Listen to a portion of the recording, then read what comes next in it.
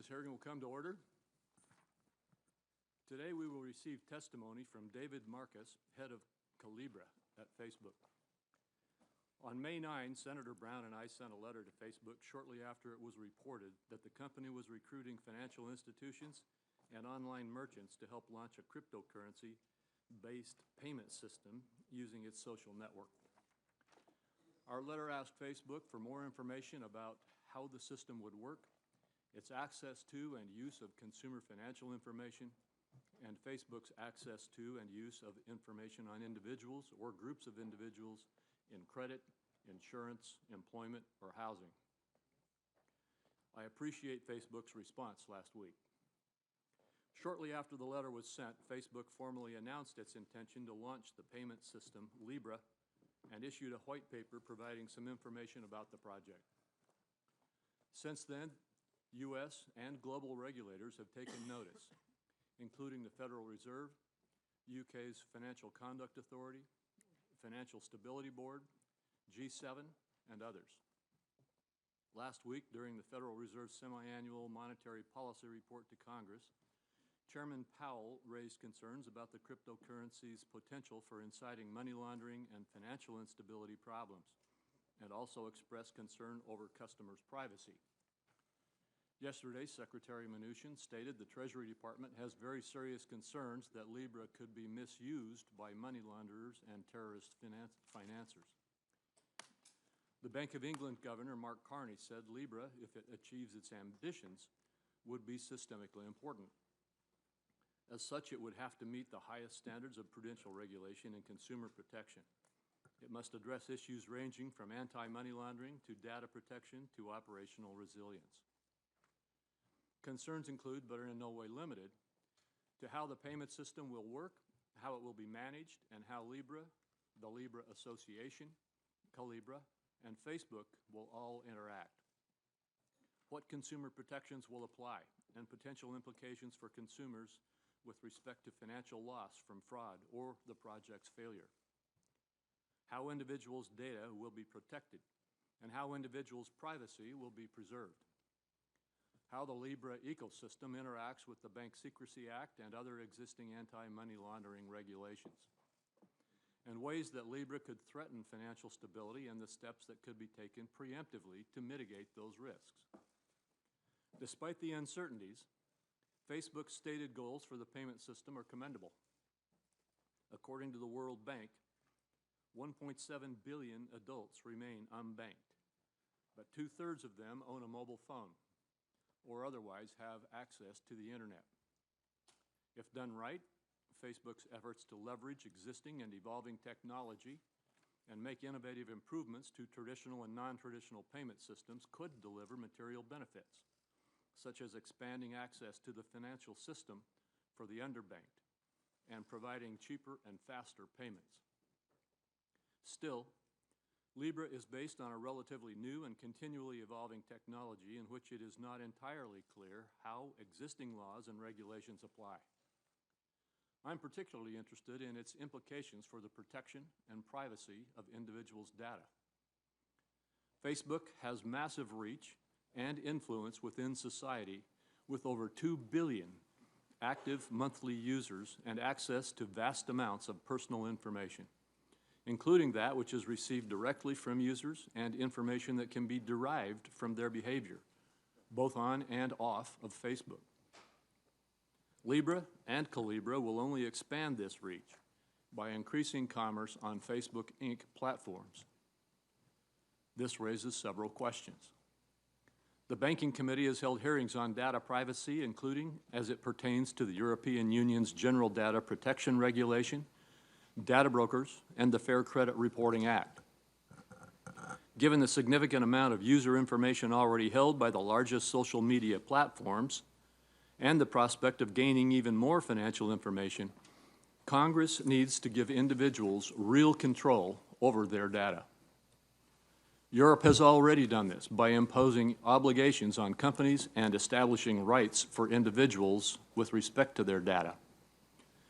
We need to establish similar obligations for data collectors, brokers, and users, and implement an enforcement system to ensure the collection process is not abused and that data is adequately protected. Individuals are the rightful owners of their data. They should be granted a certain set of privacy rights and the ability to protect those rights through informed consent, including full disclosure of the data that is being gathered and how it is being used. Regulations should be clear and understandable for both collectors and consumers and should not punish those who opt out of collection practices. Individuals should also have the ability to review their data, correct inaccuracies, and have ample opportunity to opt out of it being shared or sold for marketing and other purposes. Chairman Powell also said last week that the privacy rules that we apply to banks, we have no authority to apply to Facebook or to Libra. He added that we may even need to create a new regulator to address such issues. As we determine the next steps, what is clear is the importance that financial innovation happen here in America. In this way, the Libra announcement has heightened the need for policymakers and regulators to establish clear rules of the road. During this hearing, I look forward to hearing more about Facebook's project, the steps it plans to take and has taken with regulators to ensure compliance with all laws and regulations, and how it intends to ensure individuals' privacy is maintained and information is protected. Senator Brown. Thank you, Mr. Chairman. Facebook is dangerous. Now, Facebook might not intend to be dangerous, but surely they don't respect the power of the technologies they are playing with, like a toddler who has gotten his hands on a book of matches. Facebook has burned down the house over and over and called every arson a learning experience. Facebook has two competing missions: make the world more open and connected, and make a lot of money. And as Facebook attempts to serve both these missions, they wreak havoc on the rest of us. Look at its version of disrupting the newspaper industry. Facebook has made it easier to share what you're reading with friends. At the same time, Facebook has redirected most of the media industry's profits away from actual journalists and into its own coffers.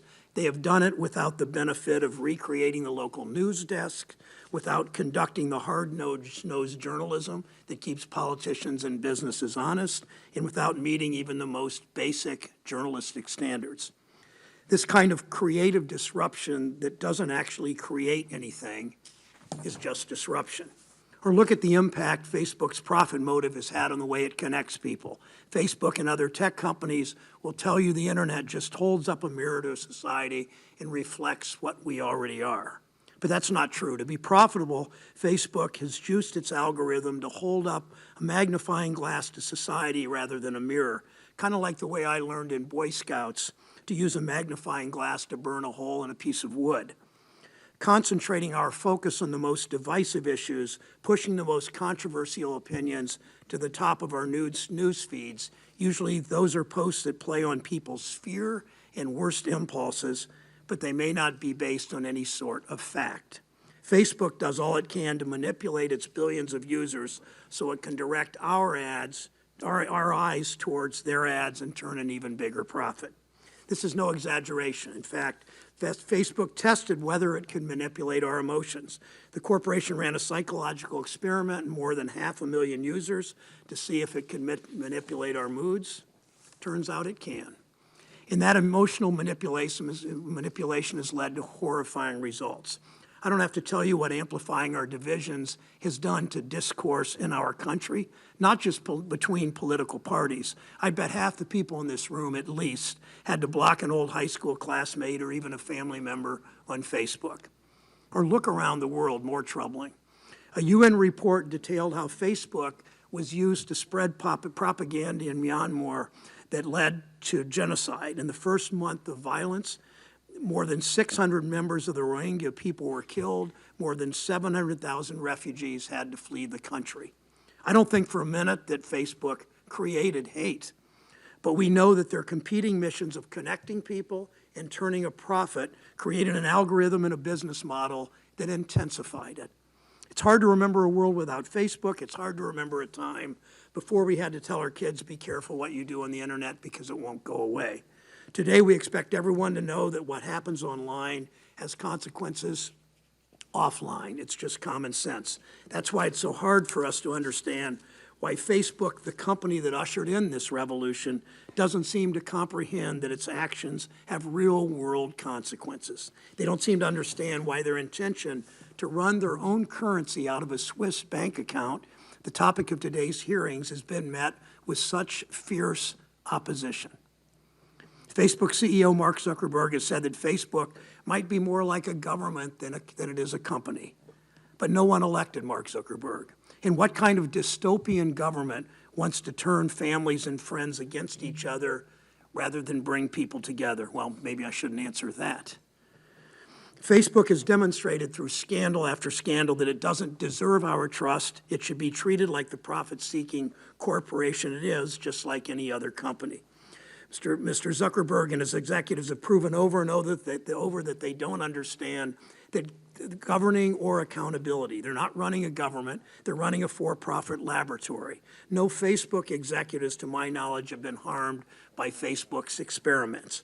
But look what has happened everywhere that Facebook has run its social experiments on us. Their motto has been move fast and break things. They certainly have. They moved fast and broke our political discourse. They moved fast and broke journalism. They moved fast and helped incite a genocide. They've moved fast and they're helping to undermine our democracy. Now Facebook asks people to trust them with their hard-earned paychecks.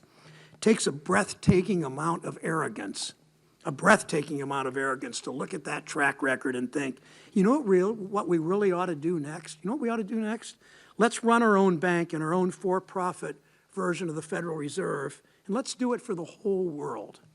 I understand that given the financial crisis and given the massive inequality and unfairness to workers in our country, and given the fact that so many in this body have forgotten what happened 10 years ago, it's tempting to think anyone could do a better job than the Wall Street megabanks. But the last thing we need is to concentrate even more power in huge corporations. Look at Facebook's record. We'd be crazy to give them a chance to experiment with people's bank accounts, to use powerful tools they don't understand, like monetary policy, to jeopardize hardworking Americans' ability to provide for their family. This is a recipe for more corporate power over markets and consumers and fewer protections for my constituents. Thank you, Mr. Chairman. Thanks, Senator Brown, and we will now proceed with your testimony. Mr. Marcus, you may proceed. Thank you, Chairman. Chairman Crapo, Ranking Member Brown, and members of the committee, thank you for the opportunity to appear before you today. My name is David Marcus, and I'm the head of Calibra at Facebook. For most of my life, I've been an entrepreneur building products aiming at improving people's lives. For many years, my focus has been financial services. I became PayPal's president after it acquired my last startup, and I moved to Facebook about 5 years ago to run Messenger, and more recently to lead our blockchain efforts. In my written testimony, I described the mechanics of Libra. Today, I want to explain why I'm optimistic about what Libra can offer the world. But before I get there, I want to make clear that we recognize we're only at the beginning of this journey. Federal Reserve Chairman Powell has said publicly that the process for launching Libra needs to be patient and thorough, rather than a sprint to implementation. Secretary Mnuchin reinforced those views at his press conference yesterday. We strongly agree with both of them. We will take the time to get this right. We expect the review of Libra to be among the most extensive ever. We are fully committed to working with regulators here and around the world. And let me be clear and unambiguous. Facebook will not offer the Libra digital currency until we have fully addressed regulators' concerns and received appropriate approvals. I'd like to start by sharing the vision for Libra. Libra is intended to address an important problem. Imagine a daughter who wants to send money home to her mom in another country. Of the $200 she sends, $14 on average will be lost because of fees. It can also take several days or even a week for the mother to receive the money, a delay that can prove disastrous in an emergency. Not to mention, lines may be long and collection points may be in high-crime areas. But it doesn't have to be that way. Wouldn't it be easier and safer if people could securely and inexpensively receive money transfers through their smartphones just like they do for so many other things today? That's what Libra is about, developing a safe, secure, and low-cost way for people to efficiently move money around the world. To realize Libra's promise, Facebook and 27 other organizations have founded the Independent Libra Association. These include companies in the payments, technology, telecommunications, blockchain, and venture capital industries, as well as nonprofits like Women's World Banking, who are here today, along with staff from the Libra Association. The Libra Association will govern the Libra blockchain network and administer the Libra Reserve. It will establish the rules of the road and will prioritize privacy and consumer protection. And it will implement safeguards that require service providers in the Libra network to fight money laundering, terrorism financing, and other financial crime. We expect these safeguards will at least meet, if not exceed, existing standards and improve the integrity of the global financial system. When fully formed, we expect the Libra Association to include 100 diverse members. Facebook will only have one vote and will not be in a position to control the association. Nor will Facebook or the Libra Association position themselves to compete with sovereign currencies or interfere with monetary policy. In fact, the Libra Association will work with the Federal Reserve and other central banks to minimize the risk of any competition with their currencies or interference with their monetary policies. These areas are properly the province of central banks. Finally, I would like to turn to Facebook's role in realizing the potential of Libra. To facilitate Libra's use, Facebook has established a subsidiary known as Calibra that will offer one of many digital wallets on the Libra network. Using the Calibra wallet, consumers will be able to save, spend, and send Libra right from their smartphone. If this is successful, Facebook will benefit from more commerce across the family of apps. Calibra will be affordable and accessible and will also be safe and secure with strong safeguards to protect users' accounts and information.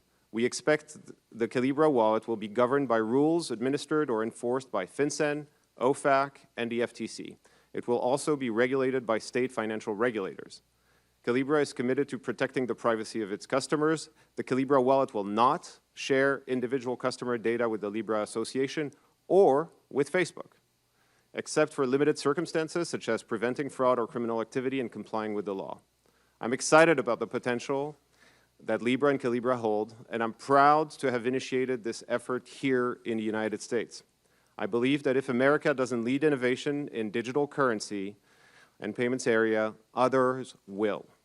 If our country fails to act, we could soon see a digital currency controlled by others whose values are dramatically different from ours. I believe that Libra can drive positive change for many people and can provide an opportunity for leadership consistent with our shared values. I look forward to answering your question, Mr. Chairman. Thank you very much, Mr. Marcus. I'm going to start out with the question that you anticipated my question actually at the beginning of your statement with regard to jurisdiction, frankly, and the regulatory rules of the road. It seems to me that digital technology innovations like this may be inevitable and could be beneficial. I also believe that the United States should lead in developing what the rules of the road should be. You've already indicated your awareness of Secretary Mnuchin's remarks yesterday, a statement that Chairman Powell gave in responses to this committee when he was before us just a week or so ago, and other concerns that have been raised by federal regulators. By setting up Libre in Geneva, Switzerland, it makes me wonder whether the rules of the road and supervisory oversight will be focused more on the Swiss Financial Market Supervisory Authority. However, in your testimony, you state, as you've again stated today, that Facebook will not offer Libre digital currency until we have fully addressed the regulatory concerns and received appropriate approvals. My first question is, do you agree with me that the United States should lead in establishing the rules of the road and the legal oversight of Libre and similar digital currency initiatives? Chairman, thank you for your question. Yes, absolutely. I agree that the U.S. should lead. And I want to reaffirm that we chose Switzerland not to evade any responsibilities or oversight, but rather because it is a well-established international place with headquarters for WHO, WTO, even the BIS, the Bank of International Settlements. And despite the fact that the Libra Association will be headquartered in Switzerland, it will still register with FinCEN, and as a result, will have oversight from U.S. regulators. But completely agree with you, Chairman, that the U.S. should lead. So I appreciate that, and you've already indicated that you see that in the United States that you'll need to deal with FinCEN, OFAC, SEC, and some state regulators. I've been thinking about this question. The United States approaches regulation of data and data privacy in a sectoral way. We have multiple regulators over different pieces of economic activity and other types of social activity. Europe does this differently, for example, through its GDPR, where it's a broad-based rule across sectors. If you look at just FSOC in the financial world, we've got the Treasury, the Federal Reserve, the SEC, the FDIC, the OCC, the CFPB, the NCUA, the CFTC, the FHFA. And I guess my question to you is, have you analyzed and determined in our sectoral approach to regulation, which of all of these regulators would have a piece of creating the rules of the road if the United States stays on this sectoral approach?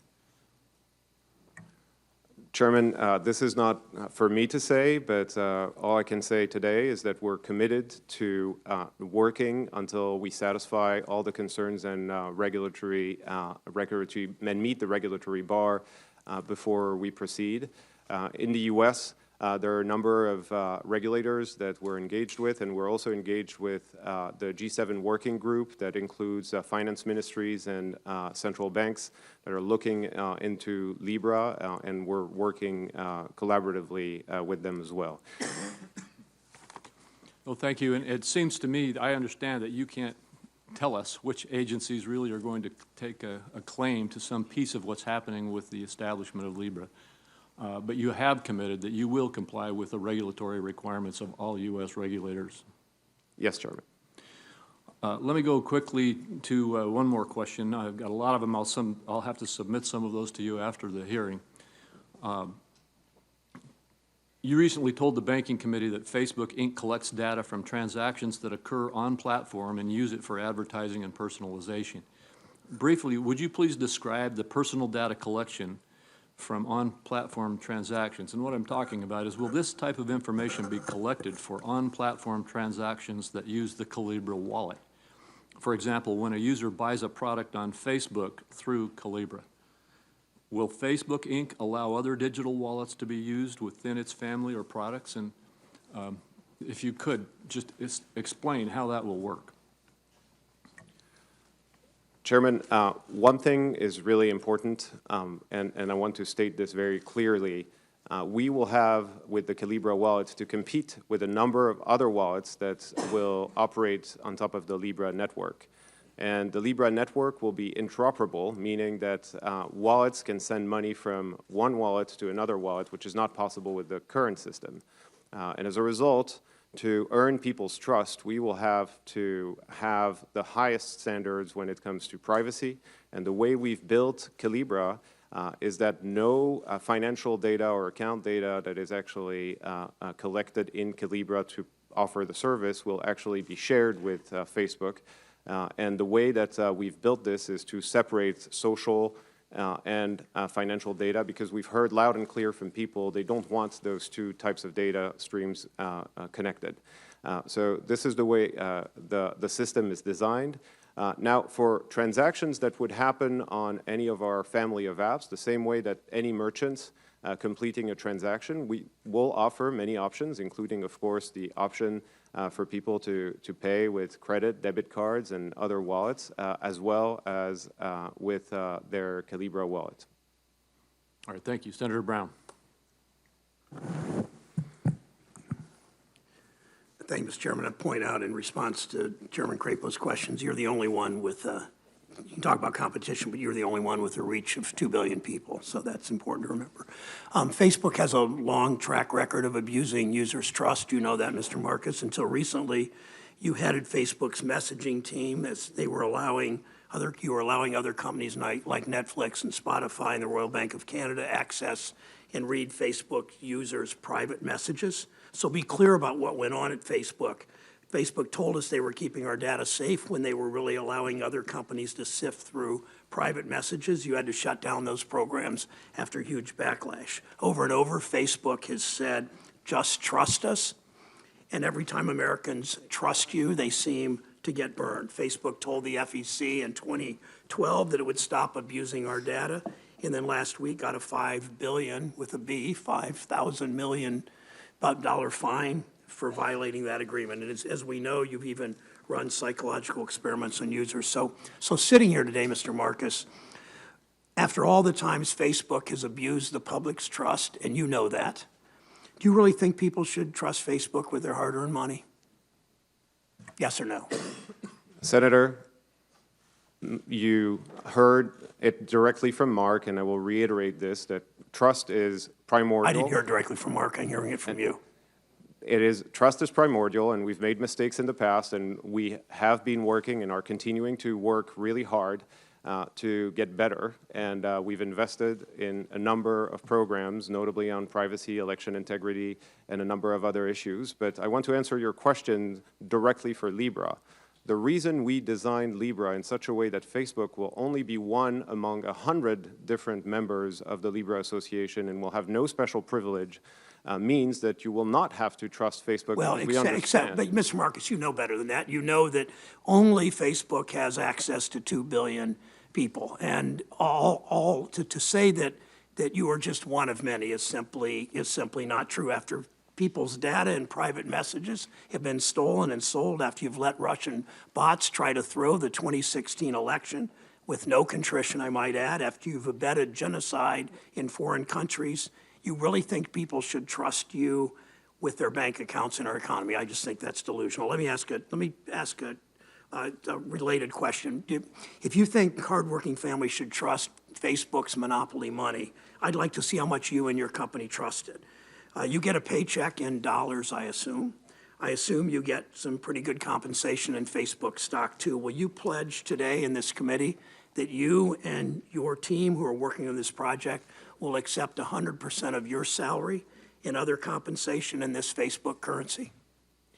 Senator, Libra is not designed to compete with bank accounts or to compete with those things. The question is, will you accept all of your compensation in this new currency that you want us to trust you so much? Senator, Libra is not meant to compete with bank accounts. We will, for instance, not pay interest. It's like cash, like digital cash. That's really avoiding the question. Do you trust your currency so much that you and your team are willing to see 100% of your compensation be paid to you in that currency? Which it could be if you decided it could.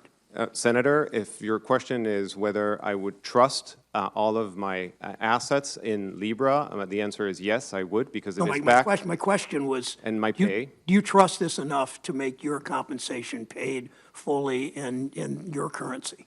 Senator, I would, because it is backed one for one with a reserve. You could have said yes at the beginning of the question then. Okay. Senator, with respect, I wanted to clarify that we're not trying to compete with bank deposits. Okay, let me finish with the last question. You said you're open to Facebook about your company creating, you've said that you're open to feedback about your company creating a new currency. I've told you I think this is a bad idea. The Republican chairman of this committee has raised concerns. The Democratic chair, Maxine Waters, in the Senate, in the House, has demanded you give up on this project. The chairman of the Federal Reserve sat in front of this committee, the Humphrey Hawkins hearing last week, and voiced numerous and serious concerns. Even the President of the United States has told Facebook to back down. That's not to mention the many international leaders who have raised serious alarm. My question is this, is there anything, Mr. Marcus, that elected leaders and economic experts can say that will convince you and Facebook that it should not launch this currency? Senator, we agree with all of the concerns, very legitimate concerns that were raised by Chairman Powell, Secretary Mnuchin, and many others. And this is why we released our white paper so much ahead of any public launch because we wanted to ensure that we take the time to get this right, and getting this right means addressing these concerns in full and ensuring that there's proper regulatory oversight for this project, and we're fully committed to doing what it takes to get there. But if all, Mr. Marcus, with all due respect, if all of us who have seen the collective amnesia of this Congress in terms of what happened 10 years ago in my zip code in Cleveland, 44105, where there were more foreclosures than any zip code in the United States a decade ago, if all of us find this to be a bad idea, think you shouldn't do this launch, are you still going to do it? Senator, what I heard from Chairman Powell, from Secretary Mnuchin, and many others, is that there were serious legitimate concerns that arose from Libra, and I will commit, again, to do what it takes to address these concerns, and if those concerns are not addressed, and if the regulatory oversight is not appropriate, then, we will not launch until it is. Thank you. That speaks a lot, Mr. Chairman, to their accountability and their trustworthiness. Thank you. Senator Toomey. Thank you, Mr. Chairman. Thank you, Mr. Marcus, for joining us. Let me just say, it strikes me as wildly premature for us to come to the conclusion that we have to act now to prevent what could be a very constructive innovation in financial services. I think there are tremendous potential benefits in blockchain technology and cryptocurrencies. I can imagine, I think it's clear they could help us lower payment transaction costs. They could facilitate access to capital. They provide pseudonymity. They could provide levels of security that other forms of currency have not. Limited pickup as a medium of exchange might be explained partly by the volatility of these cryptocurrencies. And here we have what strikes me as an interesting iteration, maybe, including a mechanism to provide a diminished volatility, which is backing it with a basket of currencies. So I just think we should be exploring this and considering the benefits as well as the risks and take a prudent approach. But to announce in advance that we have to strangle this baby in the crib, I think is wildly premature. Let me ask a question, Mr. Marcus, about the ultimate motive of this. It seems to many of us that if this were to unfold as you've described, and Calibra and Libre were adopted widely, there would be very, very valuable data about payments. In your testimony, my understanding is you have said that it is your intention never to share, this is for Calibra, never to share that data without consent. So is it the business model, is it the plan to, at some point in the foreseeable future, seek the consent of the participants so that you would be able to commercialize that data somehow? Senator, no, this is not the intention at all. The plan, as far as Facebook is concerned, to monetize Calibra and this initiative is actually to enable the 90 million small businesses that are currently on the Facebook platform and the many users that are on the platform as well to engage in more commerce together. And if they engage in more commerce, there will be more advertising spend from those small businesses. That would be a first indirect effect of having Calibra and the Libra network be successful. And then over time, what we hope is that through the Calibra wallet, we can offer more services in partnerships with existing banks and financial services companies to drive new revenue streams for the company.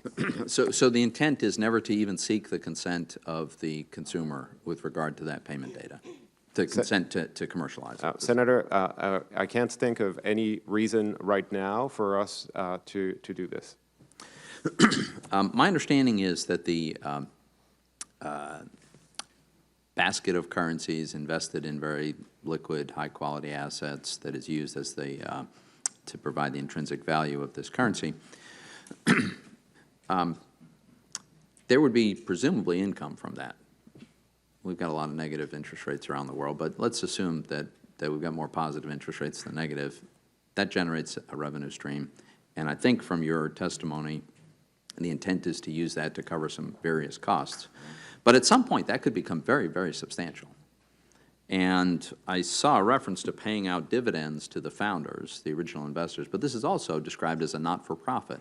So it strikes me as odd for a not-for-profit to generate what could be huge income and then distribute it to the investor. That sounds like a for-profit.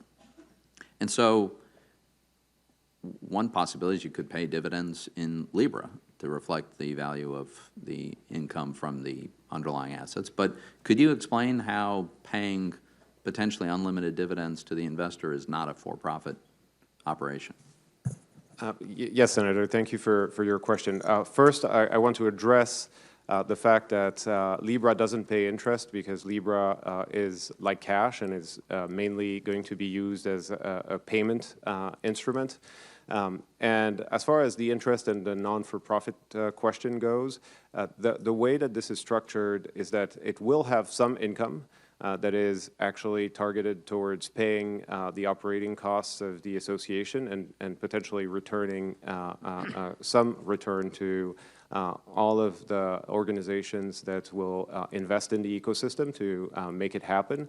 But the plan is not for this income to be, unlimited and to be, all of the income going back to investors. Obviously, we will need to find a way over time to create new pools of incentive that go back to people and businesses using the Libra network.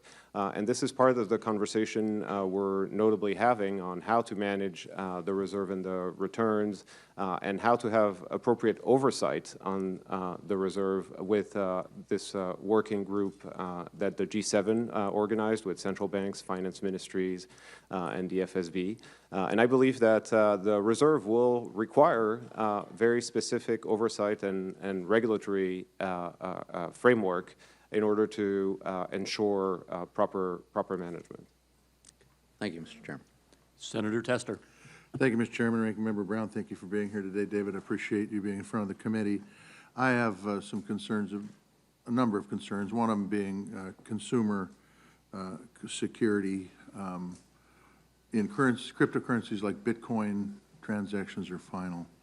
That means if somebody gets hacked, if somebody steals Bitcoin, there's not much I can do about it. On the other hand, if somebody steals funds from a bank account or makes fraudulent charges on a credit card, the consumer, for the most part, almost always, is held whole by the institution. How will Libre handle theft? Senator, I can speak for the Calibra wallet, and the Calibra wallet will offer consumer protection against fraud and account recovery the same way that the leading wallets today out there and financial services company provide customer protection. Okay, so in a situation where a fraudulent charge has been made with my account, you're saying that Calibra will make the consumer whole, correct? That is correct, Senator. Is that immediate? Will that be immediate? So, okay, and will it be without question? So what I'm asking is that I pull out my driver's license, my credit card falls on the ground, that's really my fault. But when they take that credit card to Cleveland, Ohio and buy hoverboards with it, the bank always makes it fine, okay? The question is and it's immediate. Will it be immediate in your case? Yeah, Senator, we will do our best to resolve those types of issues and claims as fast as possible, and we're investing heavily in 24/7 live customer support when it comes to the Calibra wallet to ensure that we can resolve those issues for our customers. I think it's critical that that is resolved before it goes live. So when I deposit money into a bank, I am very confident that I can withdraw it from that bank. Okay? My grandfather was not, by the way. And that's why even on these homesteads that are around, every once in a while you'll find a glass jar full of money because they didn't trust the banks. It was only when we got deposit insurance that the banks had the kind of faith. What kind of faith do we have in Libre? Thank you for your question, Senator. Libra is actually going to be backed by a reserve, one for one, so it's not ever going to be a fractional reserve. Okay. and as a result, it is designed to be stable and retain its value. I got that. So in 2008, as the ranking member pointed out, there was a run on the banks. There were some big companies that went belly up, including 157 banks, Lehman Brothers, WAMU, Bear Stearns, and others. Nobody anticipated there would be a run like there was. Nobody. How can you assure us? And by the way, I still felt confident that my money was safe in my bank. How can you make those assurances? How can you do it when we're talking about a for-profit entity, whether it's called nonprofit or not? It's a for-profit entity. You're not doing this just for the fun of it. How can we be assured that our money is going to be there? Senator, when it comes to Libra, because the reserve is actually 1-for-1 and not fractional, the issue we've had in the events that you highlighted were because some of these institutions didn't have the appropriate reserves. Didn't have, okay. And we also want the appropriate regulatory oversights to ensure that anyone will have the ability to understand how big the reserve is and how many Libra coins, if you will, are in circulation at any given point in time to rest assured that the value they hold is backed at any given point in time with the same amount in the reserve. Okay. So when we met last week, and thanks for coming in, by the way, the reserve question has to be answered, and it has to be something, by the way, that's not up to you guys to determine what that reserve is, because when times get tough, stuff happens, okay? And so there has to be that kind of reliability there for that. Otherwise, we're in no different situation than we were as we went into the 1930s, because you are a big outfit. Just let me, there's been a lot of comments about Facebook today that's brought up about some of the stuff that's happened on Facebook that hasn't been meritorious, and I'm being generous. And it's true. And it has to do with bad actors, because quite frankly, there's people on Facebook that are doing stuff all the time that have a different agenda than right and good and mom and dad and apple pie and Chevrolet, okay? How are you going to prevent bad actors from using the application? And the past performance with Facebook has been not that aggressive. Let the money come in, we'll worry about it later. And it has had some pretty negative impacts on a lot of stuff worldwide. Tell me how you're going to prevent bad actors from using this, and then I'll shut up. Senator, when anyone will open a Calibra account, because Yes. You will need to open a separate account. You cannot actually just use your Facebook account to open a Calibra wallet. You will have to authenticate and upload your government-issued ID. As a result, we'll have real identity on top of the Calibra wallet, and we will have systems and a dedicated team to prevent fraudulent activity and, of course, to meet our requirements of anti-money laundering and counterterrorism funding monitoring. It's a huge issue, and I think it would benefit this effort if Facebook did a better job right now doing exactly what you said. Thank you for being here. Senator Tillis. Thank you, Mr. Chairman. Mr. Marcus, thank you for being here. I think you've said, well, first off, I'd like to associate myself with some of the comments of Senator Toomey. I think it's a good idea for us to explore this because, quite honestly, cryptocurrency now is still kind of a wild, wild west that is not very well regulated. And there are a number of examples that I'm aware of where consumers have lost everything with their engagement with some of the better-known cryptocurrencies out there. I'm trying to understand the distinction. You're going to have a transaction processing platform that I think several people have agreed to enter a consortium. I assume that that's with the intent of using the underlying platform. You're not creating something that's at the expense of credit card companies or other wallet platforms on the internet. Is it a facilitator for those and take all comers, assuming that they're trusted payment platforms? Yes, Senator, and I want to stress that both Visa and MasterCard are taking this journey with us, as well as PayPal and Mercado Pago and Coinbase and a number of other wallets. But I want to also stress that you don't have to become a member to accept Libra as a form of payment or to build services on top of the Libra network. Well, that's what I was trying to get at. There's a distinction between the currency, which would be a Libra, and the underlying infrastructure you're providing to facilitate payments. Is that correct? That is correct, Senator. Now I want to get to something that I think you all have to get right. I'd love to, first off, what kind of capital investment are you all projecting? If you're hoping to launch it next year, I assume you've got a pretty exhaustive implementation plan in place. What kind of capital investment are y'all looking at to put in the underlying infrastructure? Senator, I think that's one of the reasons why Facebook is an appropriate sponsor as well, is we have the resources to innovate, and we're ready to put those resources to build valuable tools for people, and that's what we're going to do here. We haven't determined exactly how much we are going to invest, and this is a process that... So the consortium would be a part of the investment? Yes, every member, Senator, will have an opportunity to invest and participate in funding the network. I think something that would be very helpful for this committee and maybe other members is to get really a briefing on the entire stack here. I think you said repeatedly you're not a bank. You're not going to hold deposits. You can't have a run in a traditional sense. I understand what you're doing with the reserve, I guess, for transactions and process. I think it'd be very helpful for the committee members and staff to understand that. So a briefing of that type would be what I've been able to study on the internet. It's fairly limited in terms of really understanding the stack and then understanding what parts of the stack probably should be subject to some sort of regulatory oversight.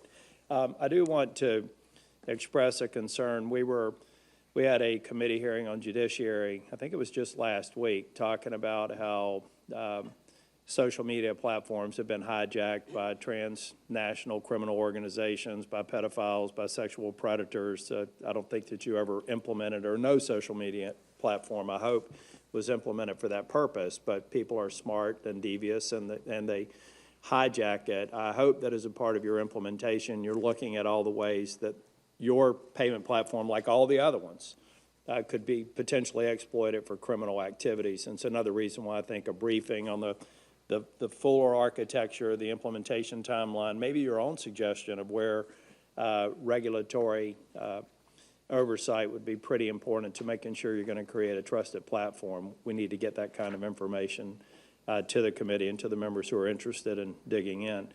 I believe that if the United States can either follow some other jurisdiction on pursuing this, or we can lead it.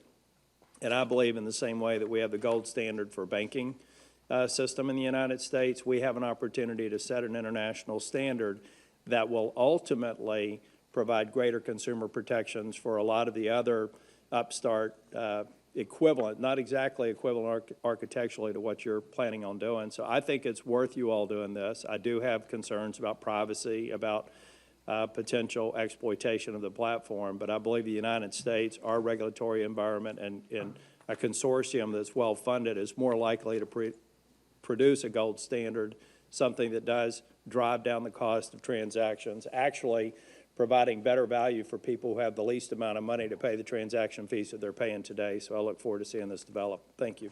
Thank you, Senator. Senator Warner. Thank you, Mr. Chairman. Good to see you, Mr. Marcus. I'm all for financial innovation and better payment methods. I'm intrigued by blockchain and distributed ledger technology, but I share a lot of the concerns that my colleagues do up here, particularly with an enterprise as large as yours, 2 billion users.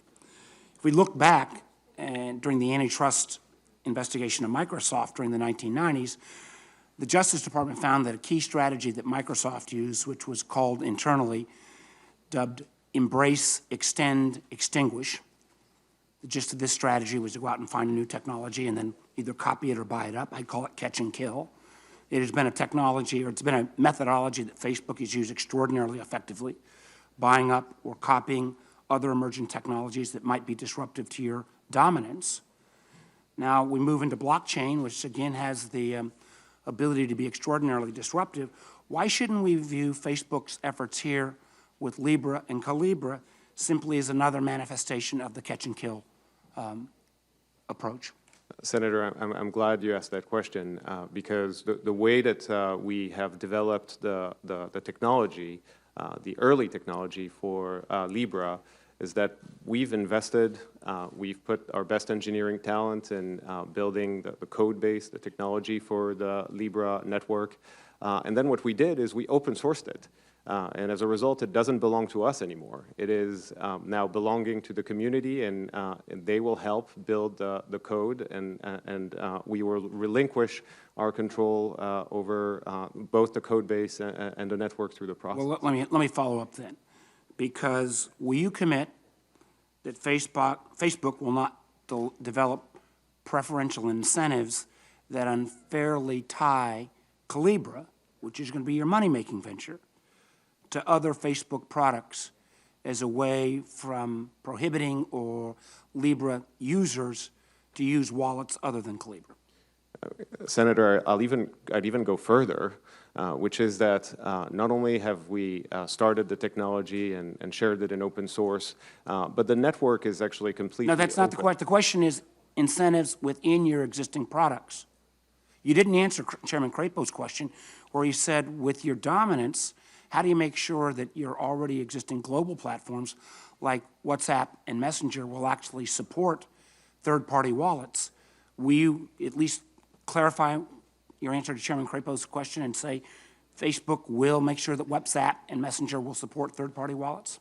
Senator, Yes or no? Senator, I want to clarify because there's a nuance. Not clarification. This is fair. You didn't answer Chairman Crapo. Please answer my question. Senator, the network is interoperable, meaning that people who are using the Libra network from within WhatsApp will be able to send and receive from other wallets that are not Calibra wallets. So if a user wishes to use, a Facebook user wishes to use a wallet other than Calibra, will you make it easy to allow the export of their keys, their financial data, and other Calibra data? If somebody started as a Calibra data wallet user but decided, I don't want Calibra anymore, I want to go to Nuco, will you make it easy for them to move their keys, their data, their financial information all over to that other third party? Absolutely, Senator. So so right there you've agreed on data portability and potential interoperability in terms of the use of these wallets.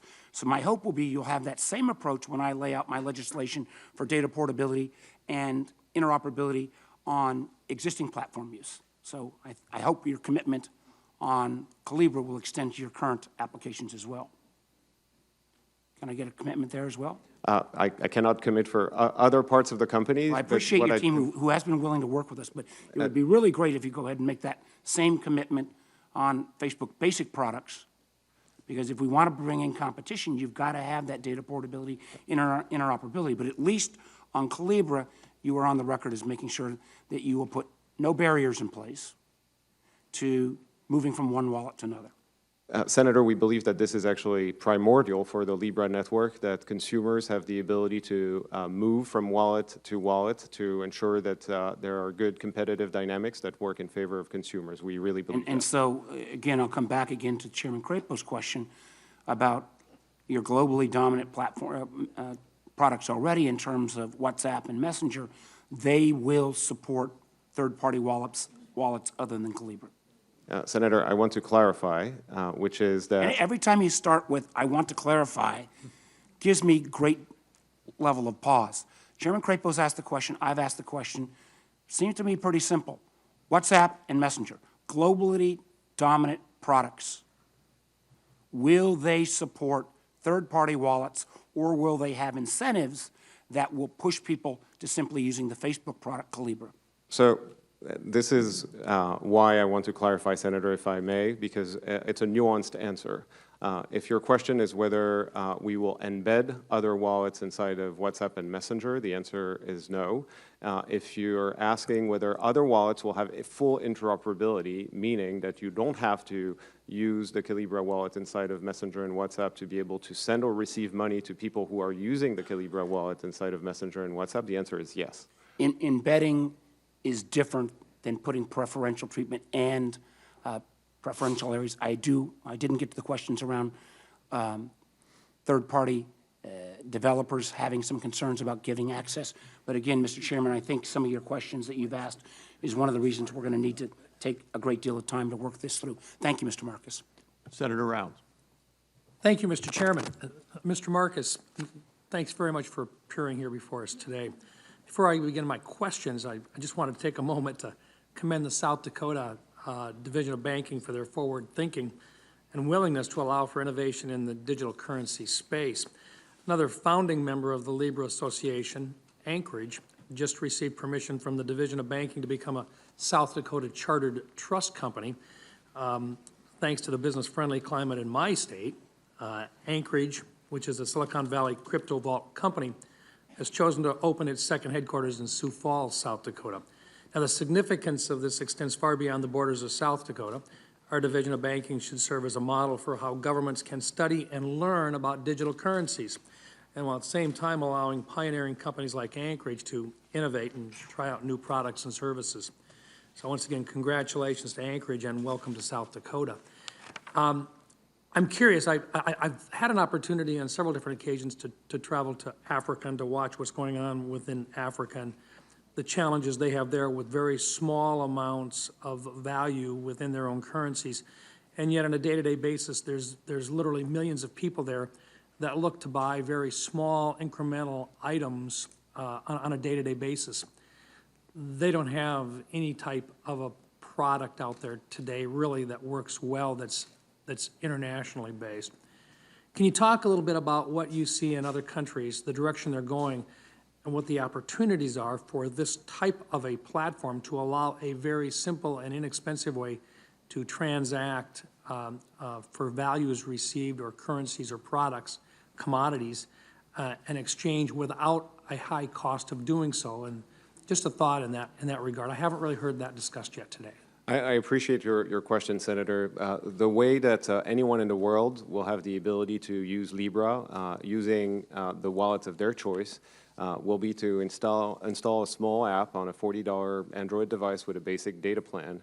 And from that point on, have the ability to move from the cash economy to the digital economy and benefit from having the ability to transact, not only domestically but internationally at very low or no cost, and benefit from services that will be built on the Libra network by other companies as well. And as a result, we really hope, and this is our ambition, that we can lower the barriers for access to modern financial services and massively lower costs for the people who need it the most.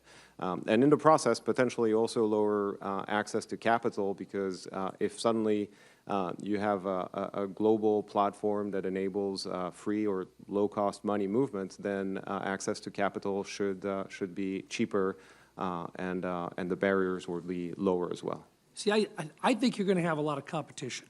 I think there's going to be a lot of different organizations that understand that this is the wave of the future. And I think the questions have been fair with regard to the different applications that are out there and how they would fit on your platform and be allowed. And I think that's going to be an item of discussion for some time to come. But with it also comes the kind of the regulatory layout that you work within. You've chosen to set this up in Switzerland. What did Switzerland offer that the United States did not? And what is it about our regulatory framework that puts us perhaps at a disadvantage? Senator, the choice of Switzerland, again, is not to evade any responsibility or regulatory oversight. It was really because we believe that a global digitally native currency that will be used by people all around the world would benefit from being headquartered in an international place that is also the home of many respected international organizations. And that was where we came from. The reality, though, is if you look at the current composition of the Libra Association members, those are mostly American companies. Calibra is an American subsidiary of a large American company, will be licensed and operate in the U.S. And I think that the beneficiaries in terms of companies of the Libra network will likely be American companies under the American jurisdiction and with proper regulatory oversight in the U.S. Well, I think the proposal that you have has huge potential. And I think the challenges for the transaction of the exchange for services and so forth today still has lots of obstacles to be overcome, including that of security and privacy. But nonetheless, we're going to look forward to observing and participating in this, because I really do think it's the wave of the future, and as Senator Tillis said, we are either going to be responding to it, or we can be actively involved in learning from it. So, thank you. Thank you. Senator Cortez Masto. Mr. Marcus, thank you very much. We appreciate you being here and answering the questions. This is obviously very, very innovative for all of us, and it's exciting. But I do have a couple of questions to see if you've thought through some of the concerns I think many of us also have. And one of them for me in particular is because something I dealt with as Attorney General of the state of Nevada is the issue of money laundering. I know there's clear regulatory oversight that we have right now to address the issue of money laundering that comes in so many forms, but one of them is terrorist financing, the money laundering supports and terrorist financing. So my question to you is, how will the Libre Association itself be ensuring that it is guarding against any type of money laundering activity? Have you thought about that? Yes, Senator, and this is something that I care about deeply personally. The way we're thinking about protecting the integrity of the network from money laundering, criminal activity, terrorism funding is by not only moving a lot of cash transaction in the digital world, where cash transactions is where most crimes currently happen, and we believe that if a lot of transactions move to digital, it'll be better. And the way that we are applying AML programs is that as far as the Calibra wallet is concerned, we will have strong identity, because for every new Calibra account open, you will have to upload a government-issued ID and authenticate, and as a result, we'll have AML programs on the Calibra wallet. As far as the Libra network is concerned, we will have an AML program as well, and despite the fact that the Libra Association will be based in Switzerland, it will register with FinCEN, and as a result, we'll have to comply with AML and KYC practices. So I'm glad you just brought up FinCEN, because that was my next question. Would the association itself fall under the Bank Secrecy Act jurisdiction? Senator, the association will not actually touch consumers. It will process, it will just organize. So who's going to be subject to the Bank Secrecy Act and FinCEN then? I guess that's my question. So the Calibra wallet and all of the wallets that are operating under that jurisdiction will, of course, comply with BSA, will perform perform KYC and have AML programs. And we're engaged with Treasury on this to make sure that the setup of the network is not only not going to take a step back in terms of the efficacy of the AML and CTR programs, CFT programs, but improve the efficacy because of the way that we're implementing and configuring the network. So you're currently talking right now with FinCEN and FinCEN to get sign-off on how you address money laundering issues? We are, Senator. Okay. I appreciate you providing more transparency around that. And let me just say, this is a new day and age. When it comes to cash and carrying around a briefcase full of cash, transnational criminals and terrorist activities don't do that anymore. And what you are creating right now is an opportunity for them to engage in continuing money laundering and criminal activity. So know that. That's one. To say that we're going to be complying with AML activities is one thing. I want to see the specifics of it. So I appreciate you willingness to talk with FinCEN and talk with us about how we address this issue. Another one that has come up as I sit on banking committee here, and we've talked about it several times, is sanctions laws. The head of policy and communication for Libra was recently on a podcast and was asked how Libra would react if a government like the United States required that the Libra Association blacklist certain addresses in order to comply with sanctions laws, as is typical in what we do here. The response was, I quote, "The association won't interact with any jurisdiction. It will instead leave that to the entities that provide an on and off ramp to Libra, the currency." Can you clarify that? How are we supposed to address this issue when it comes to blacklisting and sanctions laws?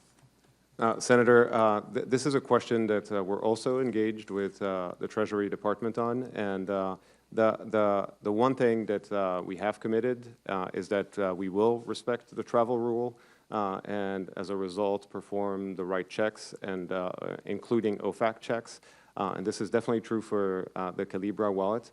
I don't know in what context those comments were made, but I believe that it may be because the association itself is not running anything. It's just coordinating governance. But the actual service providers that are going to be regulated service providers will enforce travel rule, perform OFAC checks, and ensure that those who are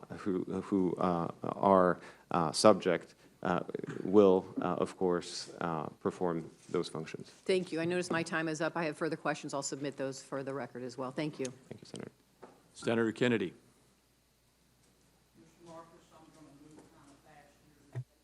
Mr. Marcus, I'm going to move kind of fast here today, so I apologize in advance if I interrupt you. We only have 5 minutes. I want to first agree with a lot of the comments that Senator Toomey made. We need to encourage innovation, but I want to explore today the underpinnings of Libre.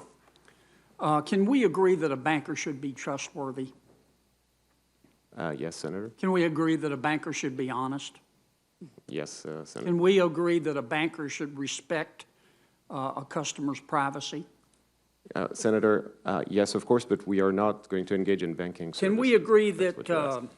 that Facebook knew in the spring of 2016 that Russia was attempting through Facebook to disrupt the U.S. presidential election?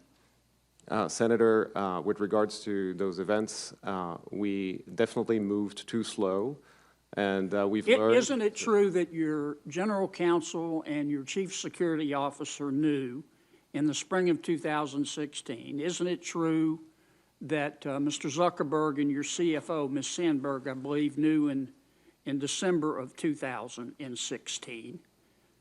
Isn't it also true that you didn't tell your board of directors, they didn't tell the board of directors until 2017? Until September 2017? Isn't that accurate? Senator, we definitely moved too slow to recognize the activities that were happening on the platform. Well, but since... excuse me if interrupting, but I only got 5 minutes. In September 2017, when senior management told your board of directors, Facebook also issued a statement. It said, yeah, the Russians have tried to disrupt the election through Facebook, but they only spent $100,000 and they only ran 3,000 ads. That was a lie, wasn't it? I'm sorry, Senator. That was a lie, wasn't it? I don't believe it was, but... Well, later Facebook admitted that actually the Russian ad had reached 126 million people, didn't they? Well, Senator, I believe that the people who answered that question at the time answered to the best of their knowledge at the time. Right. When Mr. Zuckerberg was conducting his listening tour across the whole country, first half, I think, of 2017, when he was feeding cows in Wisconsin and having dinner with refugees in Minneapolis, he knew about the Russian involvement, didn't he? I don't know, Senator. Okay. He didn't say anything, did he? I don't remember the timeline, Senator. Okay. In the spring of 2017, spring and summer, our Intelligence Committee in the U.S. Senate started investigating the Russian attempts to disrupt the election through Facebook. Facebook issued a statement saying there were no such attempts. That was a lie, wasn't it? Senator, I don't remember the timeline, and I believe that people have always answered truthfully with the information they had at the time. Okay, in June of 2018, let me fast forward a little bit, we found out that Facebook was sharing user data with device makers, a whole bunch of them, 40 of them, Amazon, Microsoft, Samsung. Facebook didn't disclose that to the users, did it? Senator, my understanding, and again, it was not my responsibility or my team, is that this was designed to enable those phone manufacturers to build integration within the Facebook product to serve those consumers using these devices. Okay. your algorithms are such that if I watch a video on a topic, I'm immediately shown videos on more extreme versions of that topic. We call that stickiness. Is that correct? This is not the way that the Facebook platform operate today, Senator. But it did for a long time, right? Senator Mark really led through the change. Well, can we agree on this, that Facebook has now become the major news source for many, many people, probably the major news source? Is that true? I don't believe it is, Senator. I believe that more and more people are interacting with other people on the platform. 60% of your users say they get their news off Facebook as their primary source. Isn't it true, I really want your opinion, that Facebook has chosen to advance a set of values in which truthful reporting has been displaced by flagrant displays of bullshit? I don't know how to answer that question, Senator. Okay. Well, here's my last question, and I agree again with Senator Toomey. I have great respect for Facebook, but Facebook now wants to control the money supply. What could possibly go wrong? Senator, we will not control either Libra, the currency, or the association, and we agree that no company should control such a network or digital currency. I'd like a second round if we could, Mr. Chairman. If we have time, I will be glad to do that for senators who so wish. Senator Smith. Thank you very much. Welcome. So I got a lot of questions about this. You'll understand the level of skepticism that you see here, and I appreciate you being here to answer our questions. I want to try to understand a little bit better this association. So the Libra Association expects to have you think about 100 founding members who together you say will be making decisions about investment strategy and regulatory compliance and social impact goals. Who's in charge? Senator, the way that the governance of the association works is that you'll have this council of 100 or more members that will make decisions and will elect a board that will be between 5 to 19 members, and that board will then, of course, elect a managing director, and the association will have a staff to perform the governance function that it is supposed to look after. You know, in the United States Senate, we also have 100 members, but it's clear who's in charge. Mitch McConnell is in charge. And so I'm trying to understand in this sort of... I thought it was shared. Chair Crapo is in charge of this committee. Oh, it's shared. I'm trying to understand, like, in this sort of, you described sort of almost a consensus building. Will decisions be made on a consensus basis? I understand that there's some sort of a 2/3 majority, but help me understand how decisions get made. Of course, Senator. The decisions are basically, the structure of the governance is one where there are certain things that should be really hard to change. And those are important things to the spirit of how the network is supposed to operate, the spirit in which the reserve is supposed to operate. And I believe that when it comes to the reserve, by the way, we will need appropriate regulatory oversight. Would there be like a constitution or a body of rules that would be agreed to ahead of time that would guide the decision-making? Yes, Senator, and it will be made public. And how do you parse out kind of minority rights versus majority rights on this board? As it stands, the way that it's starting, every member, if we have 100 member, will have an equal voice at the council. But what if there's a disagreement and there's, you know, is the minority then just automatically overwhelmed by the majority in this board? It will depend on the type of decision. Not all decisions will need supermajority to reach a consensus, Senator. So it seems to me possible in any board, in any group of humans, people develop coalitions, and it just seems to me that there's a big question about how, you know, every voice is going to be heard in this incredibly powerful Association headquartered in Switzerland. Is this board like a corporate board in the sense that, what if there were conflict of interest that developed? We hope that we'll avoid conflicts of interests, of course, Senator. But again, we have a lot of work to do between now and the launch. And this is why we shared our white paper early on, to get all of the feedback and the input and ensure that we can address all the concerns, get proper regulatory oversight. And part of that is also going to be governance of the association. Well, I think these are really, really important questions because we're imagining this association headquartered in Switzerland. It would have amazing power over the financial health of this country, over my constituents, and over, so I think these questions of accountability are extremely important. Let me ask, switch topics a little bit. What's the long-term business opportunity for Facebook here? Senator, two business opportunities. One is really the ability for the 90 million small businesses and the many users we have on the platform to transact with one another. So as a result, more commerce on the Facebook platform and our family of apps. And if there's more commerce, there will be more advertising revenue for Facebook. So that's one indirect effect of enabling. So more commercial activity on Facebook equals more money for Facebook, more money. Yes, Senator. Yeah.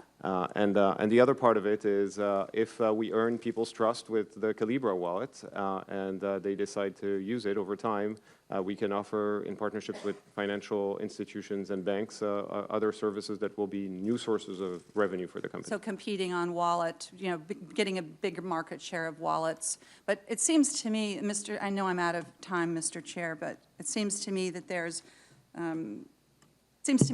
what Facebook is really good at is figuring out how to monetize people's personal data, not only the data that Facebook gets directly, but the ambient data that Facebook collects through all of the many, many millions of activities that we take every year. What Facebook is really good at is capitalizing literally on that data. And so I have to say I'm not reassured by your statement that you can't see any reason right now why there wouldn't be data sharing between these platforms. I have some additional questions for the record, Mr. Chair. Thank you. Thank you. Senator McSally. Thank you, Mr. Chairman. Mr. Marcus, I don't trust Facebook. And it's because of the repeated violations of your users' privacy, repeated deceit, and I am not alone, as you know. In 2011, there was a consent decree with the Federal Trade Commission related to your privacy practices. So that's where it started there with investigative bodies, but it hasn't ended. Even after that consent decree, Facebook is under investigation again. And FTC has approved a fine for about $5 billion just recently because of your repeated violations of your users' information. For example, without users' permission, sharing personal profile information with outside software developers, selling that off again, data breaches, allegations that you've repeatedly changed users' privacy settings without notice. The SEC, of course, is also investigating events surrounding the sale of personal information from Facebook. The New York State's Office of Attorney General has an investigation into unauthorized collection of 1.5 million Facebook users' email contact databases, on and on and on. There's allegations of bugs that, oh, sorry, we didn't mean to allow them to download photos, and it's one after another, after another, after another. So I don't trust you guys. So instead of cleaning up your house, now you're launching into another business model with Calibra here, and you've got documents that talk about your privacy commitment for Calibra. So in that privacy commitment, you say that you won't be sharing account information or financial data with Facebook or any third party without customer consent. So how do we know that this isn't going to change, and how do we know you're actually going to do that based on your track record of failing and violating and deceiving in the past?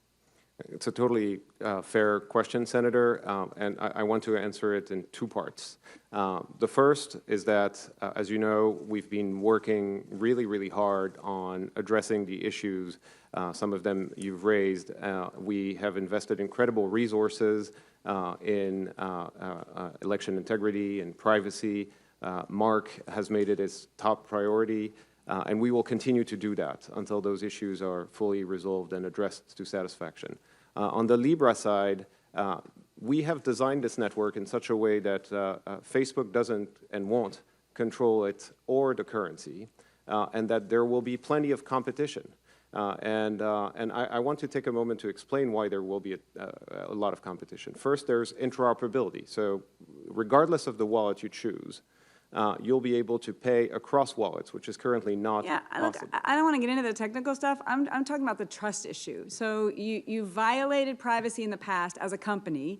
You continue to have issues. You continue to change the privacy even rules without informing users, yet you're launching a new product and you're claiming that their privacy is going to be protected. So how are users to know that that's also not going to change and they're not going to be violated? That's what I'm getting at. The core issue here is trust. And Senator, the point is really that people can get all of the benefit from this network without using our wallet. And I know that we will have to earn people's trust for a very long period of time in order to get the benefit of them wanting to use the Calibra wallet instead of any of the other wallets. They'll have the choice of using. So let me follow up also. I know Senator Toomey asked a question. Your privacy document says that Calibra will be transparent, offering customer choices and controls using clear, simple language and easy-to-find privacy controls that detail what data is collected, used, shared, and for what purposes. You're telling me, and I think you said this already, but can you clarify, the user will not be able to have consent as to their data being collected? I'm sorry, I don't understand the question, Senator. Okay, for Calibra, you specifically say in your privacy document that there will be easy to understand controls on what data is being collected. So will the user have consent for their data being collected when they're using Calibra? Yes, Senator. So do they have to consent in order to use Calibra? Yes, Senator. Okay, so that's really no choice, right? So in order to use it, your data has to be collected. There's no option to opt out. Well, Senator, if you want to use the Calibra wallet, you will have to, for instance, authenticate and upload a government-issued ID.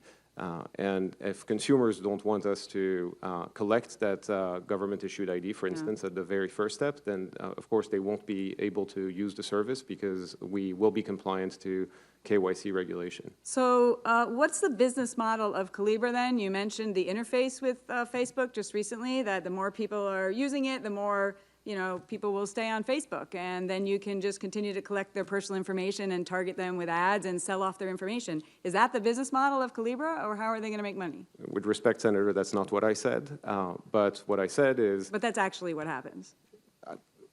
I'll focus on the specific question you asked, Senator, which is that we have 90 million businesses, many of them that grow thanks to the Facebook advertising platform. They're able to reach new consumers, they're able to hire, and we believe that if they now have the ability to sell to more constituents across the Facebook platform, and more people have access to the services and products of those 90 million businesses, then more commerce will happen on the Facebook platform. Wonderful public good that you guys are committed to. I know I'm way over time here, and that was extremely sarcastic. Thank you. Senator Sinema. Thank you, Chairman Crapo, and thank you to our witness for being here today. Mr. Marcus, Arizonans have heard a lot of promises from Facebook over the years about privacy. For example, Facebook promised when it acquired WhatsApp that it would not scrape our message data to deliver targeted ads. But 2 years later, Facebook broke its promise and monetized our personal message data. With real doubts about Facebook's commitment to privacy, Arizonans are rightfully skeptical about the proposed digital currency Libra. The goal of Libre is to reach the unbanked and underbanked, which is a noble goal. But it's important to remember that those who haven't utilized a bank or credit card will be more susceptible to scammers and predatory practices. Your head of product, Kevin Weil, told TechCrunch on June 18th that there are, quote, no plans for the Libra Association to take a role in actively vetting, end quote, developers of wallets, exchanges, or other related apps. But failing to vet developers would expose Arizonans to scammers, which is unacceptable. Do you stand by Kevin's statement? Senator, first I want to correct something, which is that WhatsApp is fully encrypted, so even Facebook doesn't have access to messages on WhatsApp. But to answer your question, which is a very important one, I would say two things. One is that while the Libra Association will not get in the way of developers developing things, we will need, as an association, to find the right approach to ensure that publishing services on the Libra network has controls. And the one thing I want to say as well is that financial literacy is really important, and that at the Libra Association, there will be grant and investment made into financial literacy. And as far as the Calibra wallet is concerned, not only will we have consumer protections that will protect your constituents if they ever have a fraud issue, but we will make sure that there's appropriate education in the product from the get-go. Well, that was very helpful information, but that response doesn't actually address my concern.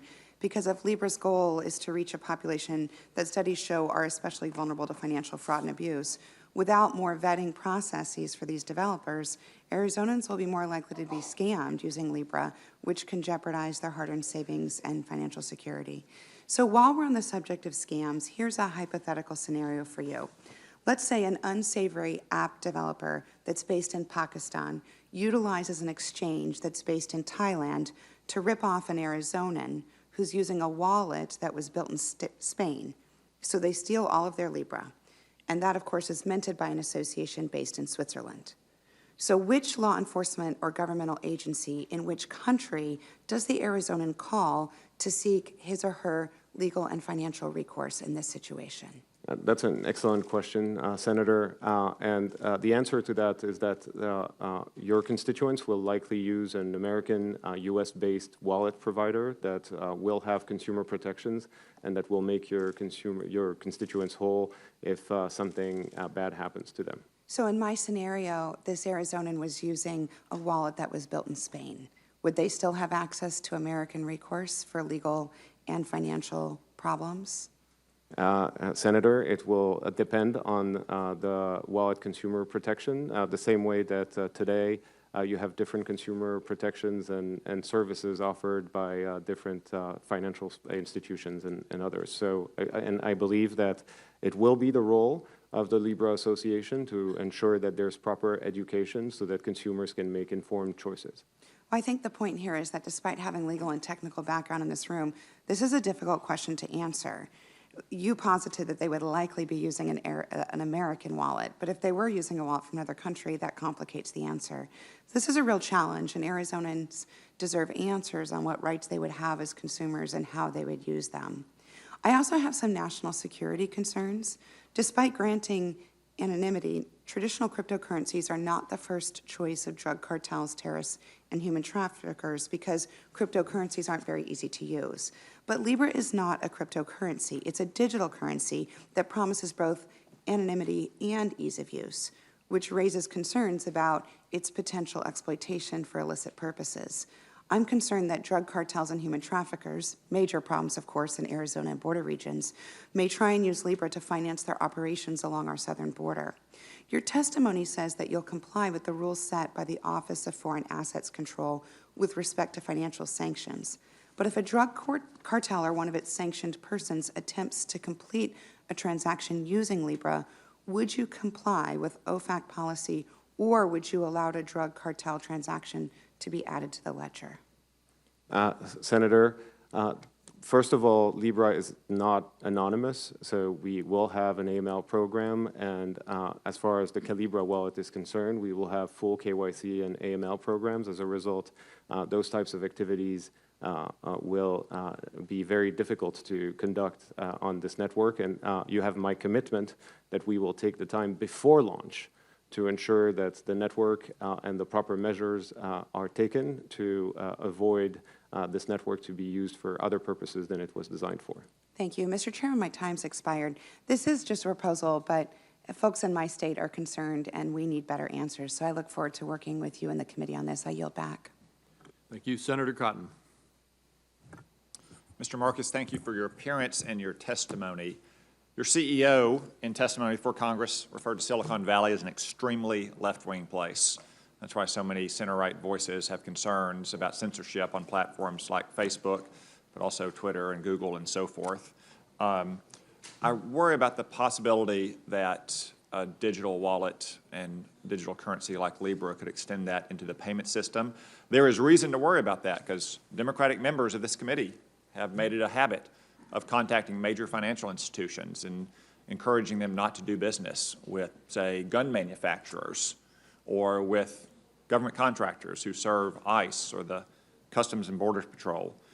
What safeguards, if any, will Libra have to ensure that you treat on par people with views that may be disfavored in an extremely left-wing place like Silicon Valley?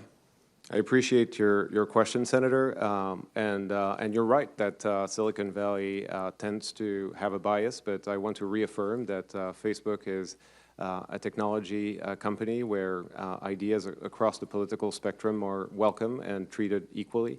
And as far as Calibra and the Calibra wallet is concerned, we wanted to ensure that people, as long as they have a legitimate use of the product, can do what they want with their money. Of course, there are some restrictions and regulated products, but my commitment to you is we will be thoughtful in writing those policies, and we'll be happy to follow up with you when we get closer to finalizing those policies. So that doesn't sound like much safeguard to me, other than a commitment before you come into pressure from Democrats. And just wait till tomorrow, till you go before the House Financial Services Committee. If you think the Democrats on this committee have hounded banks, wait until you see what you're in for over there. I mean, how do we know? So a federally licensed firearm dealer wants to sell firearms at a gun show, or maybe a neighbor wants to sell a shotgun to his neighbor, or a Christian baker wants to practice his faith when he bakes his cake, or someone wants to pay a subscription to, say, Breitbart instead of the New York Times. What confidence can people who have center-right views have that Libra is going to be available to them on an equal basis as those who want to shut down gun retailers or shut down oil pipelines or government contractors who are working with immigration and customs enforcement? Senator, firearms, for instance, are a regulated product. They're already regulated and treated as such on the Facebook platform. And I know it's a complicated issue. And when it comes to writing this policy, again, I'm committing that we will be very thoughtful. I have to say that as far as I'm concerned personally, I believe that we should only get in the way in very exceptional cases and by being thoughtful of getting in the way of people doing what they want with their money as long as it's lawful. But we also need to be thoughtful in how we write those policies. Well, thank you for that commitment, and I do hope we have transparency, because I assure you, you'll be getting letters from that side of the dais, to say nothing of the House Financial Service Committee Democrats, just like all the major banks on Wall Street have been getting those letters. And for that matter, your own workforce is going to bring that kind of pressure to bear on you as well. Let's shift gears in the time I have left. We've heard a lot of talk about money laundering this morning. It's a big problem. I share the concerns we've heard this morning. Money laundering is typically done by individuals engaged in criminal activities like drug trafficking, human trafficking, and so forth. There's also the question of sanctions. One of the advantages of having the world's reserve currency is that we have the ability to impose extremely effective worldwide sanctions because most, if almost all transactions are dealt with in dollars worldwide. Could you talk a little bit about how Libra would have an impact on the United States dollar as the reserve currency and therefore on the United States government's ability to impose sanctions? This is different from money laundering about individuals. We're talking about sanctions on nation states like, say, Iran, that is developing its own cryptocurrency and cracking down on others specifically to try to avoid sanctions. Senator, I'm glad you brought this up because I believe that if we don't lead in the space, others will.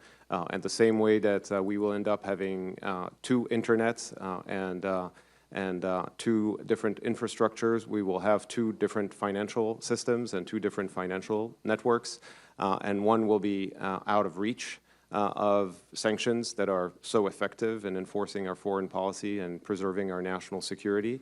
And this is why I believe that Libra is an alternative that consumers will have the ability to use with wallets that will de facto enforce the sanctions that are led by our national security apparatus and Treasury. So I actually believe that if we stay put, we're going to be in a situation in 10, 15 years where we're really going to have half of the world that is going to operate on, by the way, a blockchain-based technology that will be out of reach from our national security apparatus. All right.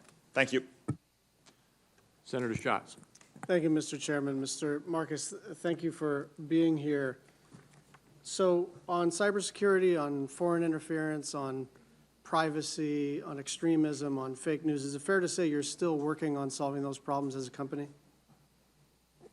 Yes, Senator, we have a number of issues that we're hard at work solving. So you're working on solving those problems. They are not fixed yet, correct? Some of them are, and a lot deserve a lot more fixed? work. No, I'd say that some of the issues that we've had in the past. Right. Cybersecurity, foreign interference, privacy, extremism, fake news. Which ones of those have you fixed? Well, you know, for instance, Senator, the issue that happened back in the day with Right. Cambridge Analytica cannot hold happen on. again. Not which ones of you have you made significant progress. Have you fixed any of those? Well, I'd say that all of them will always require a great deal of work. So let's just pretend it's the two of us having a conversation. My question is this. What do you say to someone who says, maybe before you do a new thing, and an enormously important thing, you should go ahead and make sure you've got your own shop fixed? So what do you say to that? Senator, I believe that the status quo is really a huge burden on so many people around the world when it comes to financial. Hold on. You're making an argument for cryptocurrency generally. You're making an argument for this proposition generally. The question I have is, Facebook has a lot of problems. You guys have had a rough couple of years. And so the question is, why are you moving on to a new and challenging thing, other than the grandiosity of Silicon Valley, which causes you to get bored with your own thing and try to move into a new line of business? So the question is not, would it be great to eliminate credit card fees? The question is not, should the United States lead in this area? The question is, why Facebook? And why before you fixed your other stuff? Senator, I believe it's important that we continue to innovate on behalf of the people we serve. And the same way that we've been able to bring communication prices down with our messaging app, because now anyone with a $40 smartphone can actually communicate for free with the world, we want to continue innovating on behalf of the very people we serve. And we hope that we can do the same thing for them when it comes to access to modern financial services. Do you have specialized expertise with anti-money laundering, sanctions, prudential regulations, protecting financial information, preventing discrimination, and other violations of consumer financial laws? Senator, I do, and my team does as well. Not you personally. Does Facebook have that? Senator, through the team that I've assembled, yes, now it does. Within Facebook? Senator, within within about the consortium. Senator, within Calibra, which is the subsidiary that it created, it has the proper know-how to So you hired operate up for this? Yes, Senator. Okay. Does your consortium have bylaws? Senator, the charter of the association is in the process of being ratified by its members, and it will be made public. So that's a no? Senator, when we launched the website and a white paper in June 18, we have guidelines, but the reason that we didn't want all the other members to sign an existing bylaw or charter is we wanted them to take part in writing it, because again, we don't want to control the network, and we think it's important that those decisions are made collegially with the other co-founding members. So what I'm hearing, and they're terrified to talk about this publicly, is that members of the consortium actually have lots of questions too, similar to the questions that are being offered on this dais, and they have great reservations about moving forward, but they don't want to be left out because of Facebook's market power. And so how do you address the bigger question, not just the one that I asked earlier about you not having fixed your own shop before you move into currency, which seems just on the face of it to be nuts. How do you answer the question about size and power and the idea that lots of people out there think Facebook is already too big and too powerful, and now you're going to get into currency? So how do you address that question? Senator, we answer that question with the very setup that we have at the Libra Association and the way that this network is not only governed, but the way that we will have to face tremendous competition on top of this network with other companies that already have a lot of existing financial accounts that are already KYC, that are already operating, that have trust. So you have companies like PayPal and others that will, of course, collaborate but compete with us. I guess you haven't just, and I appreciate this, but you really haven't answered the most basic question of all, which is why in the world should Facebook, of all companies, given the last couple of years, do this? Senator, because we have the ability and the means to innovate on behalf of the people we serve, and we shouldn't stand back and wait to do it. If we can help the very people that we want to serve, because we have the resources and the engineering talent, I believe we should. Because of your size? Senator, because of our resources and our engineering talent. Because you're so big that you should get bigger. That's not the point I was making, Senator. Thank you. Senator Menendez.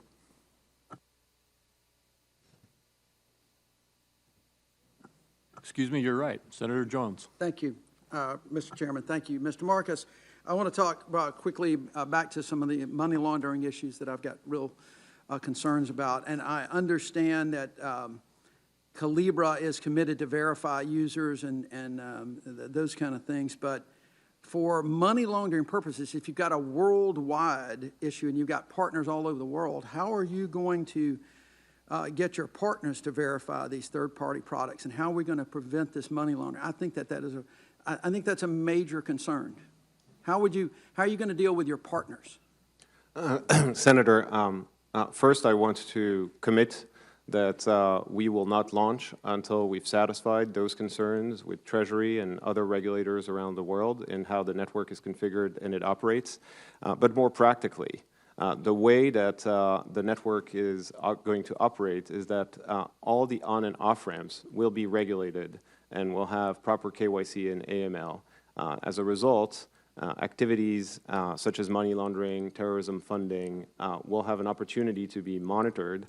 And the intention here is really not for the efficacy of these programs to take a step back, quite the opposite. We believe that we can help improve the efficacy of these programs, and we'll work hard to make that happen, because this is something that I care deeply about. Well, I appreciate that. I do have some concerns about that, because as Senator Brown said in his earlier, we've seen Facebook run into problems in their platform time and time again on any number of issues. And I think Senator Brown's comment was it's just another learning experience. But at some point, if things continue, and especially with a currency like this, if all of a sudden this operates and you continue to see all manner of criminal activity and money laundering, at some point an innovative prosecutor is going to look across the table and say, you, sir, are contributing to this. You are an aider and abetter. Are you prepared for that down the road if you don't do your job and this currency is used as to facilitate human trafficking, drugs, fraud, things like that? Are you prepared for Facebook and all of your Calibra and Libre users to be looked at as criminal defendants?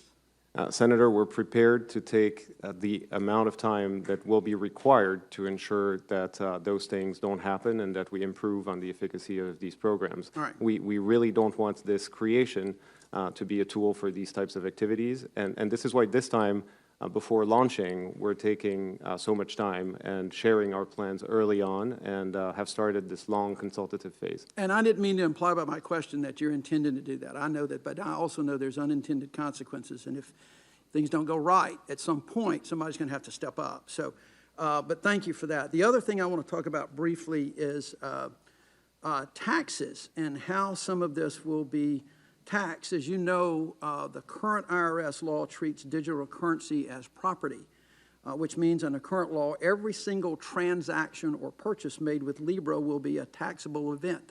The transaction will be taxable.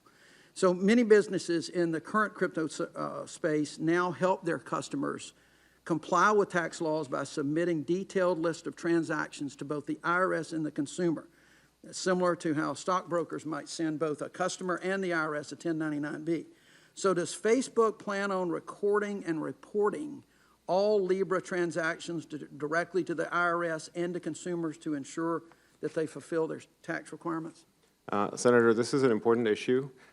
And the way that we're approaching this is twofold. One is Libra, unlike other digital currencies out there, will not be volatile to the dollar. So as a result, the variations in prices between the dollar and Libra will be very, very minimal.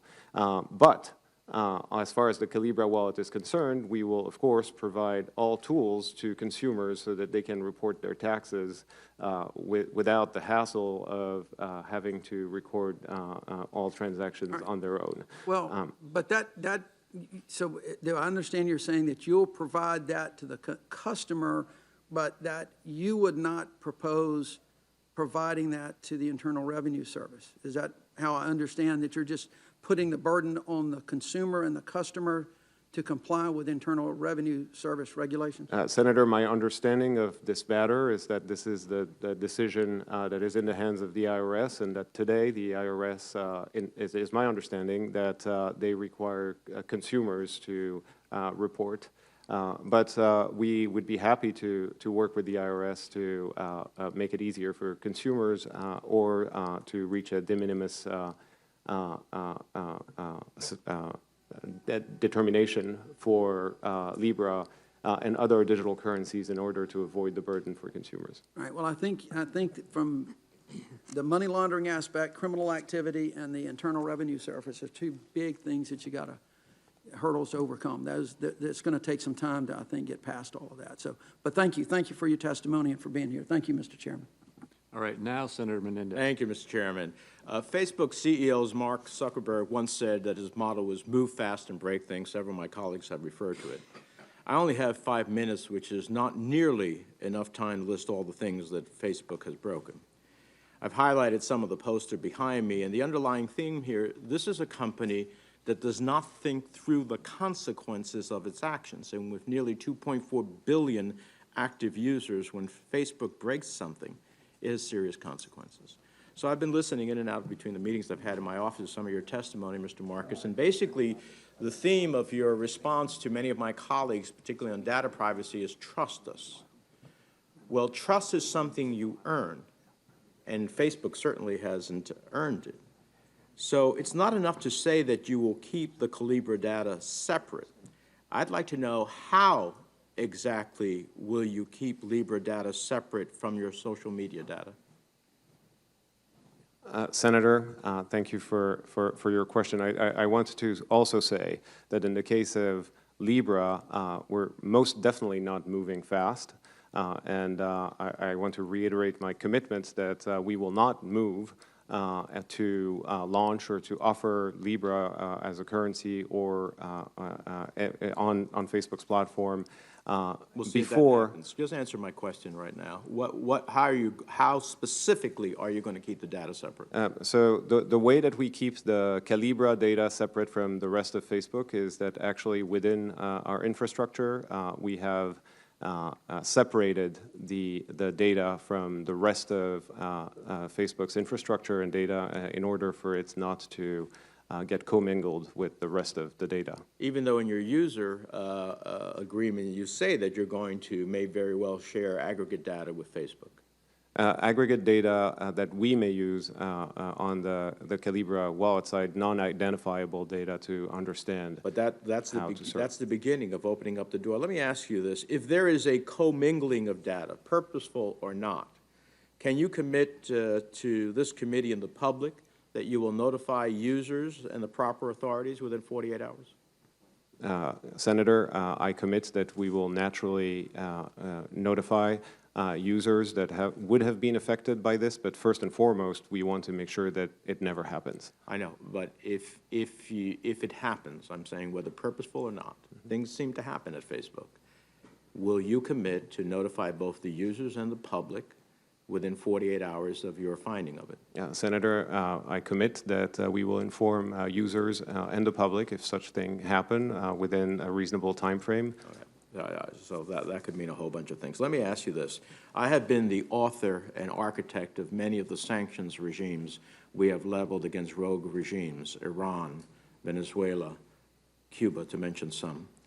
Many of us are concerned about how those countries and how criminals can use Libra to evade U.S. sanctions or money laundering laws.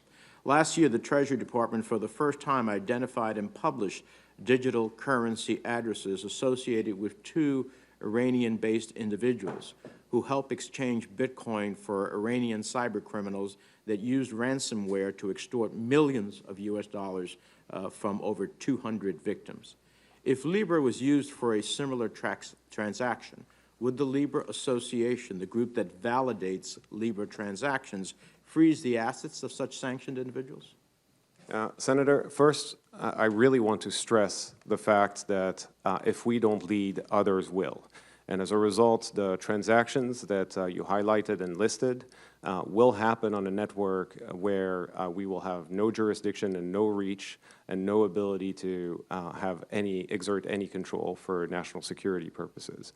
As far as Libra is concerned, naturally, because Libra, despite the fact that it will be headquartered, will be registered with FinCEN, will collaborate, will have an AML program, and will ensure that on and off ramps are properly regulated. And as a result, those types of activities should be extremely hard. But my core question is, having that individual identified to you, the type I just described, would you freeze the assets of such a sanctioned individual under your system?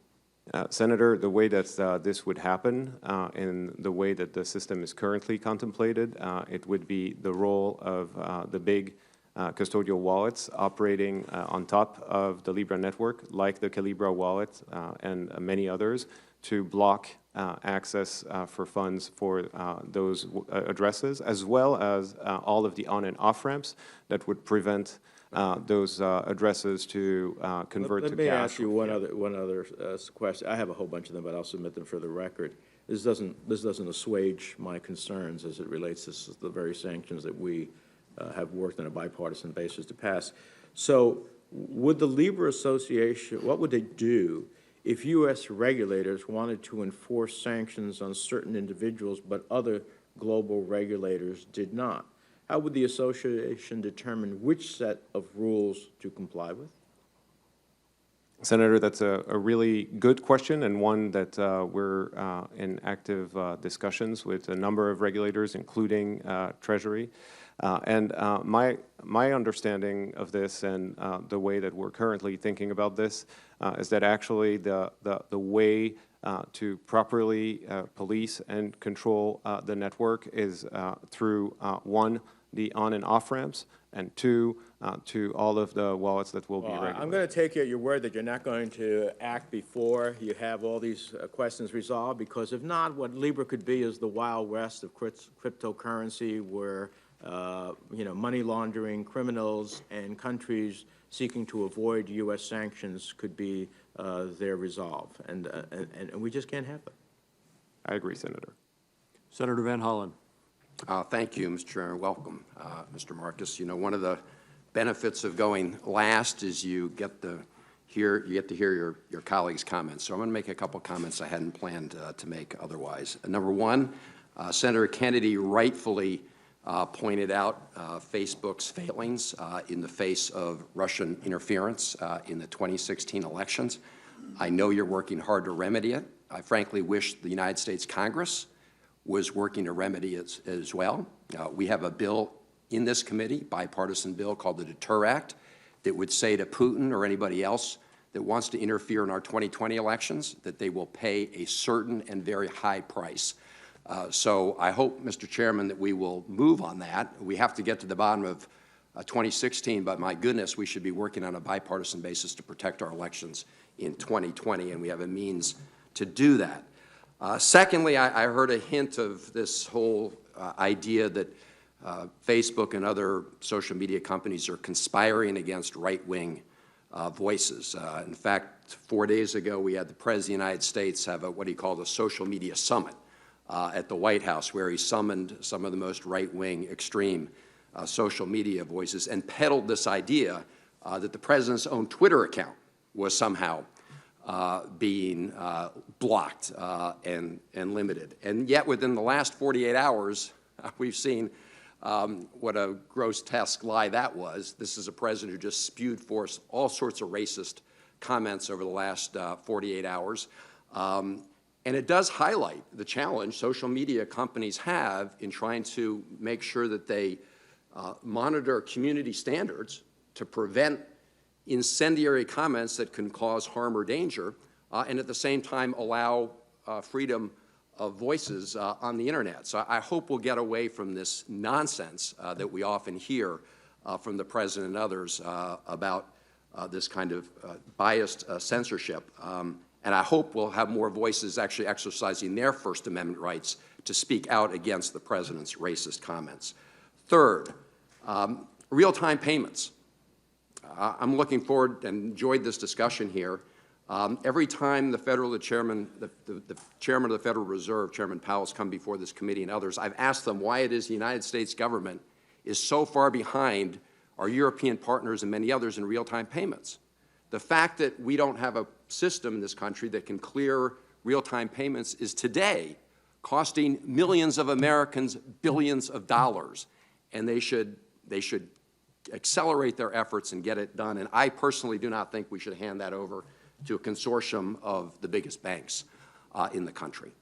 So let's talk about the conversation here today specifically. I understand your point saying that whether you trust Facebook or don't trust Facebook, that's not a big issue with respect to the Libre Association. I have questions and concerns, and you've heard some today, about the Libre Association itself.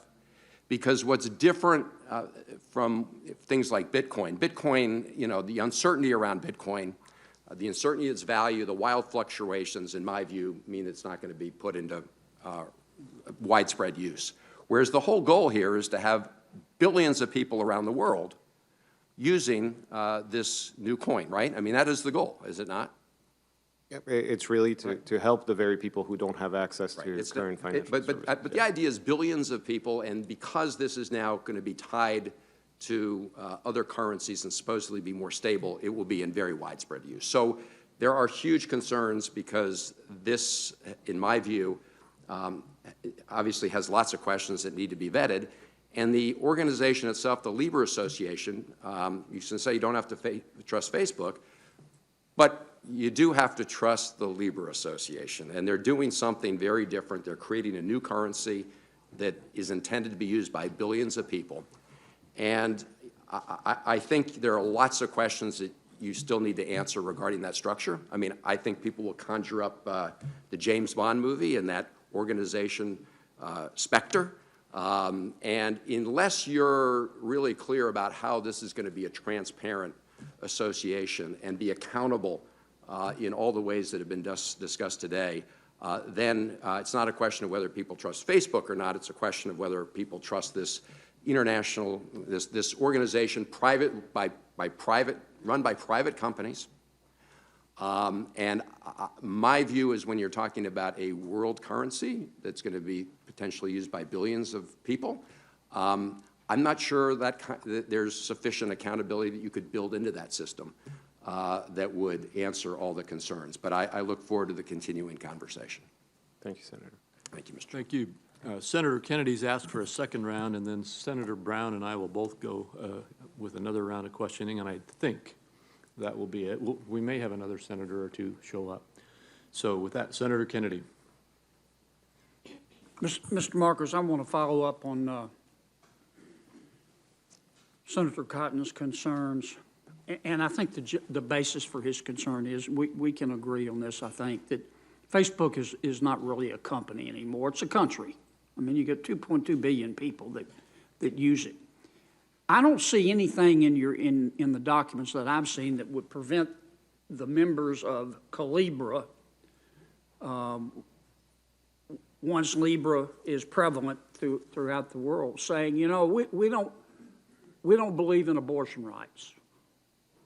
And we have the transaction data of all these people, so we're just going to say if you believe in abortion rights, you can't use Libra, or vice versa. And you could make that assessment on the basis of any person's position on socioeconomic issues. I think you need to address that. Let me ask you a question about, again, there's a big issue in trust here. In May of a couple of years ago, I think it was 2016, there was an article appeared that quoted news curators at Facebook. They were in charge of the trending news section. You know what I'm talking about? Yes, Senator. Right. I don't think you have it anymore.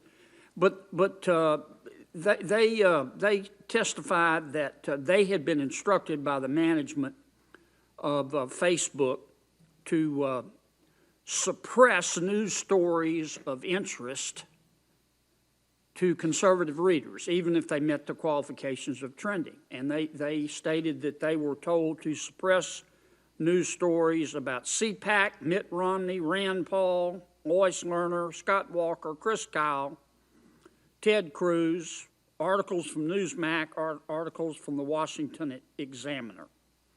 And one of the curators even kept a log. Is that true? Senator, I wasn't part of that team, and I'm not aware of how it functioned, but that product doesn't exist anymore. Okay. Well, the news curators also told that they were instructed to include in the trending news section articles from certain publications, whether they were true or not. And two of those publications were CNN and New York Times. Is that true? Senator, again, I wasn't involved, and this was not my product team, and it might have happened even prior to my time. I do want to say, though, that Facebook really is a technology platform that is neutral when it comes to... I'm familiar with Facebook. Let me just ask one other question. The news curators said they were told by management not to ever put in an article in the trending news section about Facebook. Is that true? Again, Senator, this was not my team, and I'm not aware. Okay. Is there any data that Facebook has on its customers, if you will, that on principle Facebook wouldn't monetize? Well, Senator, the way that the data is used on Facebook when it comes to monetization is enabling better ads, to serve better ads to people that are personalized. I get that. I'm sorry to interrupt you, but I get that. But is there any data that on principle Facebook would say, we're not going to make money on this. This crosses the line. Have you ever thought about that? Well, Senator, it's not about making money, but as far as Calibra is concerned, the commitment... It's not about making money? Senator, we don't typically look at data in a way that is to make money, is just to improve the service, including improving the quality of the ads that we serve. Let me stop you now, Mr. Marcus. You're telling me that money is a secondary concern at Facebook? Don't you have shareholders? Senator, we do, but I believe that it is important that we first and foremost serve our customers, and the way we've done it with messaging apps, notably, without monetizing them yet, is a testament to what we can do to lower costs for people when we have the opportunity. All right, last question. I got 19 seconds here. I got to ask this, if this is true. Do you know these people? Sheryl Sandberg, Elliot Schrage, or Monica Bickert? I do, Senator. Okay. Is it true that Mr. Zuckerberg told them to meet several times and consider shutting down then-candidate Trump's Facebook website in 2016 because Mr. Zuckerberg disagreed with his views on immigration? Is that true? Senator, I'm not aware. You just don't know? I do not know, Senator. but it would surprise me, but I'm not aware. Okay, last question, I promise. I've seen this description before, and I want your thoughts on it.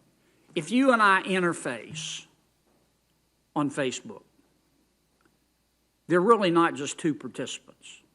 It's you, it's me, and it's Facebook. Is that an accurate description? That nothing's private? Except on messaging platforms, notably on WhatsApp, that is fully end-to-end encrypted. In this case, it would be just the two of us, Senator. Okay. And this really is my last one. If Libre catches on, and let's say 200 million people are using it, somebody is going to have the data on all of the financial transactions that those 200 million people have consummated, which is going to indicate what they're buying, what they're not buying, what their likes are, where they like to shop, just a treasure trove of information. You're telling me that nobody in Calibra is going to attempt to monetize that? Senator, when it comes to the Libra Association, they will not have any personal identifiable data, and as a result, they will have no way to Somebody will have the data. Who'll have the data? The wallets that will provide the services will have the data for their own wallets, and I can speak to. So you're telling me nobody's going to monetize that data? As far as the Calibra wallets, we don't intend But to. isn't it the case that at some point, those consumers are going to be sent an email saying, do you care if we share your data, and the details are right here, click on this, and it's going to refer you to a 10-page, single-spaced disclaimer written by the lawyers in which you could hire a dead body and nobody would ever find it. And they're going to start doing it. Isn't that what's going to happen? No, Senator. Okay. Thanks, Mr. Chairman. Thank you. Senator Brown. Thank you, Mr. Chairman. And Mr. Marcus, thank you for sitting here through this. I normally don't respond to uber partisan comments from colleagues, but I just wanted to just ask the Republican committee staff to let Senator Cotton know that every letter to Facebook from this committee, from any of us on this committee, has come, or at least from the committee, have been jointly signed by Senator Crapo and me, and I think that's important to know. As you see, Mr. Marcus, is clear from this hearing that distrust of Facebook is a pretty universal feeling here. You heard Senator Kennedy say it, you heard Senator McSally, you heard on the Democratic side, Senator Smith and Van Hollen and Schatz and me and others. So that is an issue you need to deal with. And I want to just read back what you said to me about trust. You said, Senator, you heard it directly from Mark, and I will reiterate this, that trust is primordial. And I responded, I didn't hear it from Mark, and you said trust is primordial. We've made the mistakes in the past. We've been working, and then on. So I know what the word trust means. I know what the word primordial means. What the hell does that mean, that trust is primordial? That both senators, apparently you said, and apparently Mark Zuckerberg said, although we found no record that he said it, but I believe you if you said he said it. But what does it mean? Senator, it means that we need to continually, continue to do better in serving the customers and the users we're serving, and we will do what it takes to earn their trust, and that's definitely the case for as well for Libra and the Calibra wallet. And this is the same Mark Zuckerberg that once called people who trust him with their data dumb, and the next word starting with an F I can't say in this committee. This is the same Mark Zuckerberg who said that I could even read what he says. 4,000 emails, I have over 4,000 emails, pictures, addresses. People just submitted it. I don't know why they trust me. And then he said dumb in a profanity. So why, I guess, and then I hear you quoting him and then you saying it yourself that trust is primordial. And the definition of primordial is from the beginning of time. And your biggest problem is that people don't trust you. So what am I to take from this? That we need to continue working very hard to ensure that we are deserving of trust. But why would you lead with trust is primordial? It's so much in your DNA that you can always trust us, but then just lay out one after another times that you deceived, undermined, betrayed that trust. Why, again, Senator Schatz said over and over, why with all of your problems, should we trust you on something as important as a worldwide currency and the damage that can come from it? Senator, this is why we've set up Libra the way we have, which is that we will not control it, and we will be one among 100 different participants that will govern over the network and the currency. And as a result, we will have to earn people's trust if we want them to use our products and services on top of the Libra network, because they'll have plenty of choice with established companies that have a lot of trust. You trust us to believe that statement when you say one of 100, but you're the only one that has access to 2 billion people. And you know, the George Orwell people, some people are created more equal than others. Why should we trust you when you keep talking about all the competition? There are 100 players, but nobody is like you as the preeminent player. Senator, I do want to address this because I believe that there might be some misunderstanding on how the people on the Facebook wallet, the Calibra wallet, will have to onboard. We will not have the ability to onboard all people using our products automatically, naturally. We will not even use Facebook login.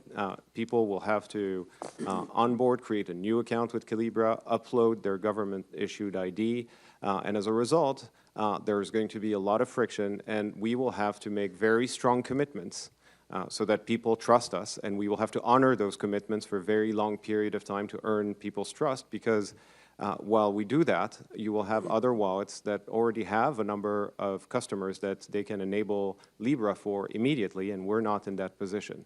And as a result, we put ourselves in a position where we will have to work very hard to earn people's trust to use our products and services. Pretty hard to trust when there is so little contrition responding to Senator Kennedy about the 2016 election, or what you've done to the media in this country, to journalism, and what you've done, according to the United Nations, in Myanmar. Pretty hard for us to trust you with a worldwide currency that you're setting up in Switzerland. Senator, I believe that the status quo is not working for so many people that it's time for new progress to happen in financial services, for those barriers for so many people that are left behind to be lower, and for costs for so many people to be also lower. And that's why we are deciding to take the lead on this and then relinquish this lead. Mr. Chairman, I wish we could trust Facebook. It's pretty clear there's almost nobody in this committee that does. Thank you. Thank you, Senator Brown. I'll ask my final round of questions right now. Mr. Marcus, I've stated in a number of our previous hearings that ensuring that individuals have real control over their data is critical. And the United States does not have, in my opinion, adequate assurances in its law. I talked about that with you in my first round of questions. I'm personally convinced that we need to, if we don't, well, we have a sectoral approach, as I indicated, and I think we need to have a more comprehensive, broad-based approach, at least for the basic rights. Europe in the GDPR does have such a law, the GDPR. That guarantees individuals with the right to information about the access to their personal data, which I believe means they should have access, they should be notified when their data is being collected, what data is being collected, and given rights right at that point to opt out or in, and there should be corresponding responsibilities. Does Libre and its associated third-party developers like Calibra, do they anticipate being captured under GDPR at this point in time?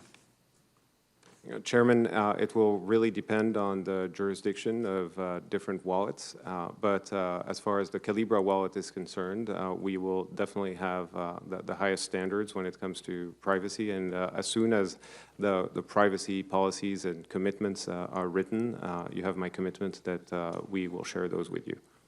All right, thank you. And let me get into that a little bit in the last part of my questions here. As I understand it, using the blockchain technology results in a limited amount of personal privacy or personal private data actually being collected. You've indicated that a person would have to provide their government-issued ID, and then I assume, and you just please correct me or help me understand this, from that point, Calibra would have their ID, that would know the basic set of facts that's on their government ID, and I assume that ID is, or that information is connected to some kind of a code data or something that's used in the blockchain. Is that correct? No, Senator. Actually, the blockchain will not include personally identifiable data. But would Calibra have the ability to connect a blockchain to the user of that blockchain? Senator, it will depend on whether the transaction has been initiated from a Calibra customer or not. Okay, and if it was initiated by a Calibra customer, would Calibra would then know the identity of the person using or engaging in that transaction in that blockchain? Yes, Senator, because they would be using our product. And what else would Calibra know in terms of what other data would Calibra be able to use if it wanted to? Senator, the mindset in which we're establishing the product and the privacy of the product is that it will only collect the information that is required to offer the service, but also to keep accounts safe, which is, of course, really important when it comes to money, and especially because we will have strong customer protection programs. So we will need to protect accounts, and data, relevant data, is actually quite helpful in protecting consumers' accounts. So tell me what some of that relevant data is. Does that mean that let's say it was a retail purchase, does that mean that the item purchased is a part of that data? Senator, that would really depend, and I don't believe that we need that information, for instance, either for the purposes of securing accounts or other purposes. So I've been told that the blockchain technology actually allows an enhancement of privacy protection. Do you believe that's the case, that the use of blockchain technology actually reduces the potential for the abuse of collecting data on individuals? Senator, yes. Typically, it enables people to use software that they can run on their own, and as a result, they can be their own sovereign, if you will, of the data that is used. And then it's a question of choice for consumers. On one side, they can have consumer protections, and on the other, they can be self-sovereign. But there are opportunities with blockchain technology to enable people to own their own data. So in comparison, leaving the Libra proposal out of the question now and just looking at the technology issue of blockchain technology versus, say, the current transactional technology that we use for credit card transactions or bank account transactions, check transactions, and what have you. If we were to see a move globally into use of blockchain technology for currency transactions, would that represent an opportunity to enhance personal privacy? Senator, it can be if implemented the right way, yes. All right. I'm going to want to learn a lot more about that. Maybe you could give me some of your information on that. Thanks. All right. Before we gavel close, I want to reiterate my belief that it's critically important that policymakers and regulators understand the rules of the road as this project continues to develop. To the extent that gaps within the existing U.S. authority become apparent, it's worth examining whether new or clarifying legislation is warranted to ensure that U.S. regulators are not unfairly being relegated to the sidelines in assessment and oversight of this project and others like it.